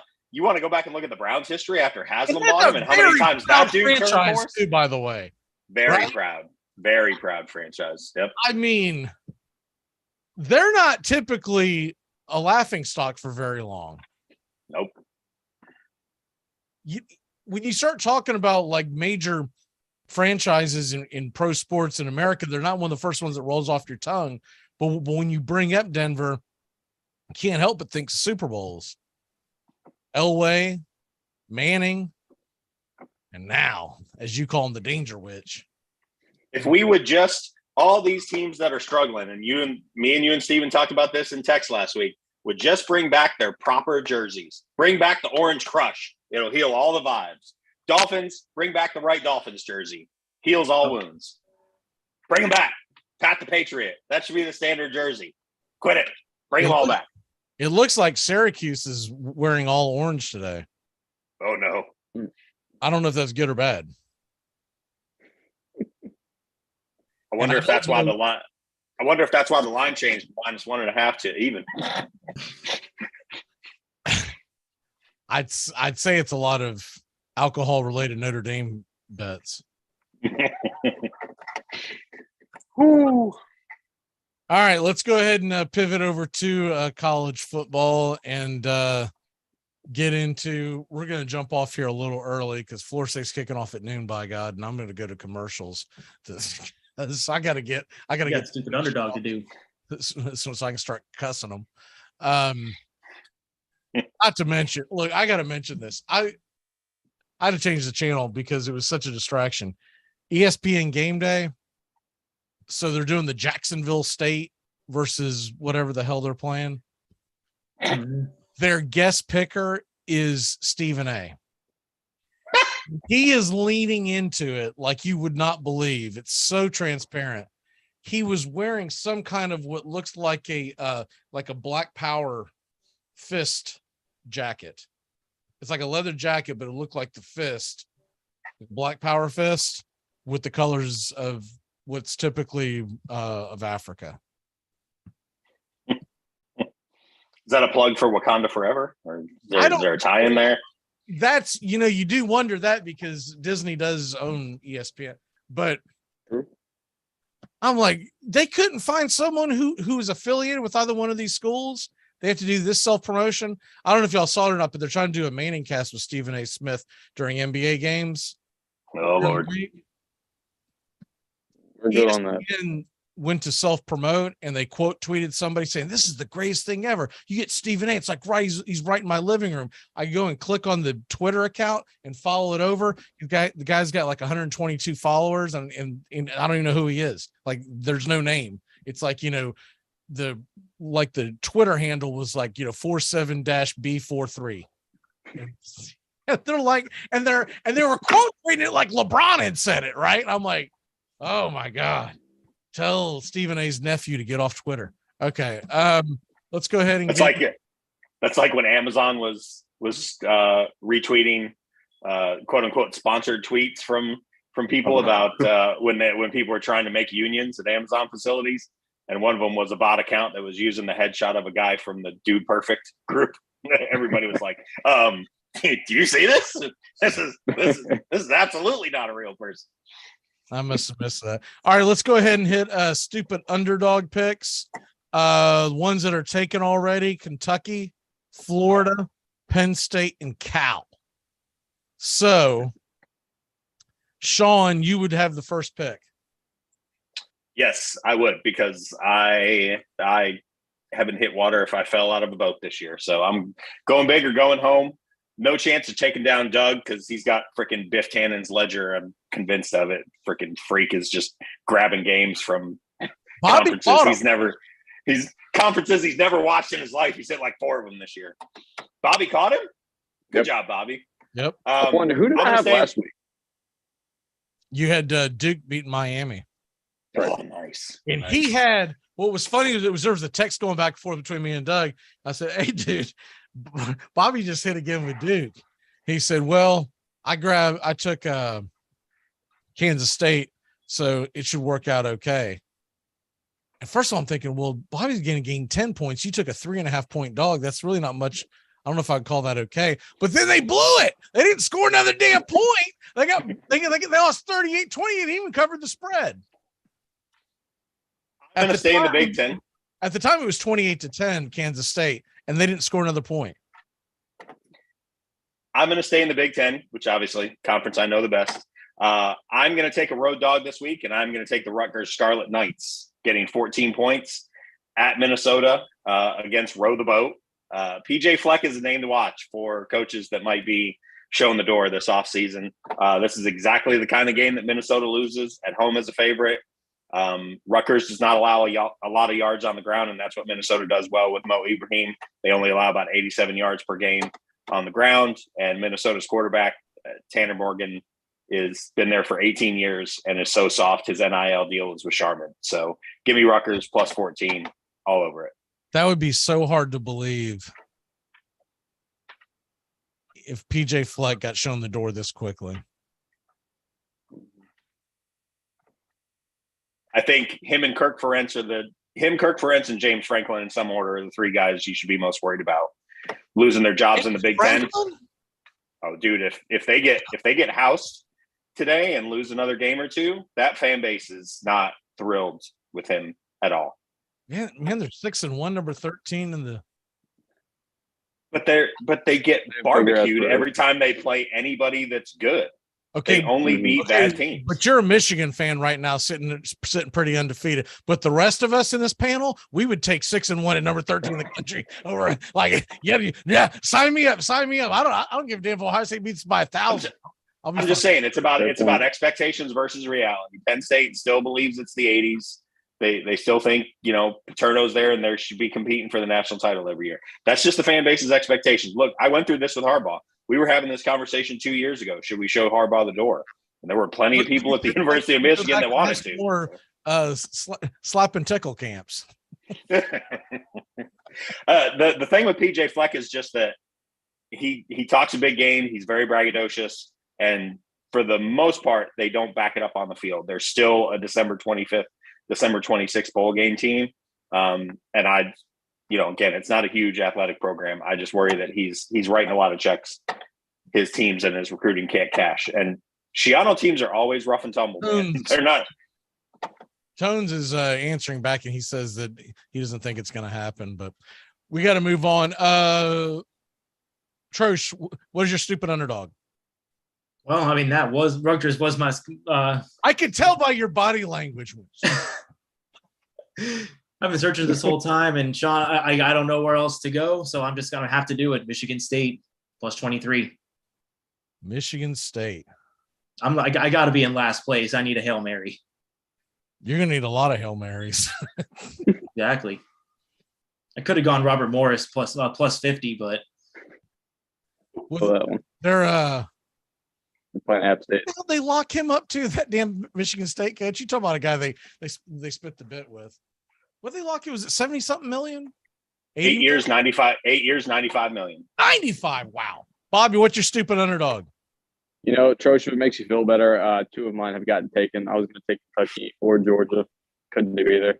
I'm going to go with San Diego State plus 10. I don't know why. I know nothing about them, but they're 4-3 playing against a 3-4 team. 10-point underdogs. Why not? Let's see if I got some more voodoo luck.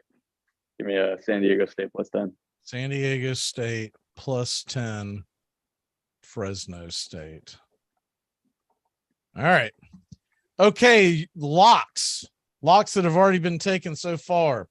Vikings minus 3.5 by Joey. I took Ole Miss minus 2.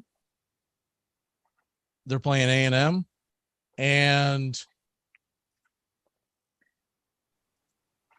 I wrote that down on the wrong person, but Tones took Atlanta, Carolina over 41.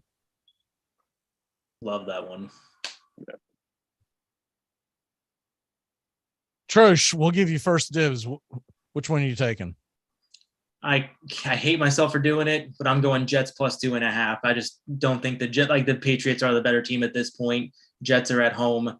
They did lose Breece Hall, but I think they're the better team overall. Patriots offense can't get anything going. Plus 2.5 is I don't know how they're not the favorite. Yeah, I know they lost 12 in a row to the Patriots, but what the hell has that got to do with Sunday morning? Bobby, give me your lock. Tones, if you're still watching, I had Panthers Falcons over 41 as my original lock as well. I think that's going to hit. So I pivoted. I went with Bengals minus 2.5. The quarterback plays big difference in this one. Bengals are just a better team too. They're playing well right now, and I know Chase is out, but that offense is still going to be lighting it up. I think they're still going to get the win. Minus 2.5 seems pretty. And Sean, what say you? My lock is the Arizona Cardinals plus 3.5 going into Minnesota. I'm going to explain why. Minnesota's first game, 17-point loss to Philadelphia. Their wins since then at home against Detroit, at home against New Orleans, at home against Chicago, and at a two-less Miami. The average margin of victory in those 4 games is 4.5 points. Arizona's offense looked completely different with Hopkins and Benjamin in the lineup last week, even though it was against the Saints. I'm a believer, and I'm absolutely not a believer in Kirk Cousins. Not even a little bit. So we know one thing: we're not going undefeated. you enjoy one over it. By the way, on the year 22-15-1, so pretty damn good. Which we normally do well. Last year was a bad year, but I'm going to blame that on the pandemic as long as I can. What is your one big thing, Bobby? Well, I touched on it earlier a little bit. The Broncos and Jaguars game, how important that is.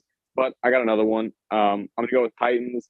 They're playing tomorrow with Malik Willis at quarterback from what it looks like. So it's going to be fun to watch that rushing attack with him and Derrick Henry on the lineup together. So Titans fans enjoy it. If it doesn't go great through the air, it's whatever. It's only year one for him. It's a project. So, but enjoy watching your rookie while you can. Steven, what's your one big thing? I'm going to switch up a little bit. I think Phillies are going to win game 2 against Houston tonight. They seem like a team of destiny. They heard my rant this morning. I wouldn't be shocked. Dusty Baker's doing Dusty Baker things. That dude is a choke artist. He gets outmaneuvered in every single series, and every series I go, man, Dusty would win. He's really due. He's not due. He's been given the best team in baseball. The four of us could go into the Astros dugout and get a W today. We go, hey, Verlander's getting lit up. Maybe we should warm up the bullpen. Dusty over there. Like I said, they're sucking on his freaking toothpick. Nah, man, he's Verlander. He got it. You expect the guy who single-handedly shredded Mark Pryor's shoulder in the playoffs to pull out Justin Verlander? Come on, get out of here. He has had the best team in baseball several times in his career, and he doesn't win it. Thompson is over there playing damn 3D chess, and he's over there playing damn Chinese checkers. Is what's going on. Sean, what is your one big thing? My one big thing is I'm going to go back to the Big Ten. I was going to mention the World Series, but Trosh got me back for stealing his stupid underdog. So Illinois, Nebraska at 2:30 on ABC. A very interesting game that you should absolutely watch. Illinois is a Bielema team through and through, and they ugly it up as much as they can. But they are on a fast track to Indianapolis to represent that half of the Big Ten in the conference championship game. They have a big matchup with Purdue in a couple of weeks. That'll decide who goes. But Nebraska has been very, very frisky. Going to get my frisky in for the week under Joseph. And that is a game I didn't have enough stones to take. It's only 7.5 for stupid underdog, but that is one to definitely watch because that could completely upturn the Big Ten in the West. Ole Miss was my lock, so I won't double down. But I'm telling you, if A&M loses at home to Ole Miss and goes 3-5 with the quarterback whisper, there's going to be some rumblings in oil country. My one big thing, the South Carolina Gamecocks become bowl eligible tonight. They're 5-2. They're ranked 25th in the country. Nobody's paying attention to them. They're going to become bowl eligible tonight, beat Missouri, and go to 6-2 on the year. And if they can finish out the year with a decent run, they might be playing closer to New Year's Day than expected. So hats off to the entire coaching staff there on what they've done in South Carolina, which I thought was a dead Shane Beamer, right? Yeah, Frank's son is there. Yeah, that's right. Okay. Yeah, and I would say he could leave to go to his old dad's stomping ground, but I wouldn't leave South Carolina to go there. So Tech's a dead program right now. It's about to kick off, and Florida State's going to be about half awake on a noon. I'll be cussing by halftime. Y'all have a great weekend, and hopefully we get a decent World Series. But I think Trosh might be right. Goodbye, sweetheart. It's time to go. We're back tomorrow with another show. Well, unless we're fired, we'll talk to you then. Goodbye, sweetheart. Goodbye. Goodbye. Guys and gals, it's time to go. We'll see you on the next show. Same bat time, same bat channel. Thanks for listening to the Armchair Quarterbacks on these CBS Sports affiliates and catching the show on YouTube Live. The Armchair Quarterbacks bring you Braves Country Baseball every Tuesday and Friday night, play-by-play with Magee. Find Armchair Quarterbacks on YouTube Live today. Please subscribe and share and take us everywhere you go. The Armchair Quarterbacks, your first choice for Southern sports talk, live from the First Coast. Gonna get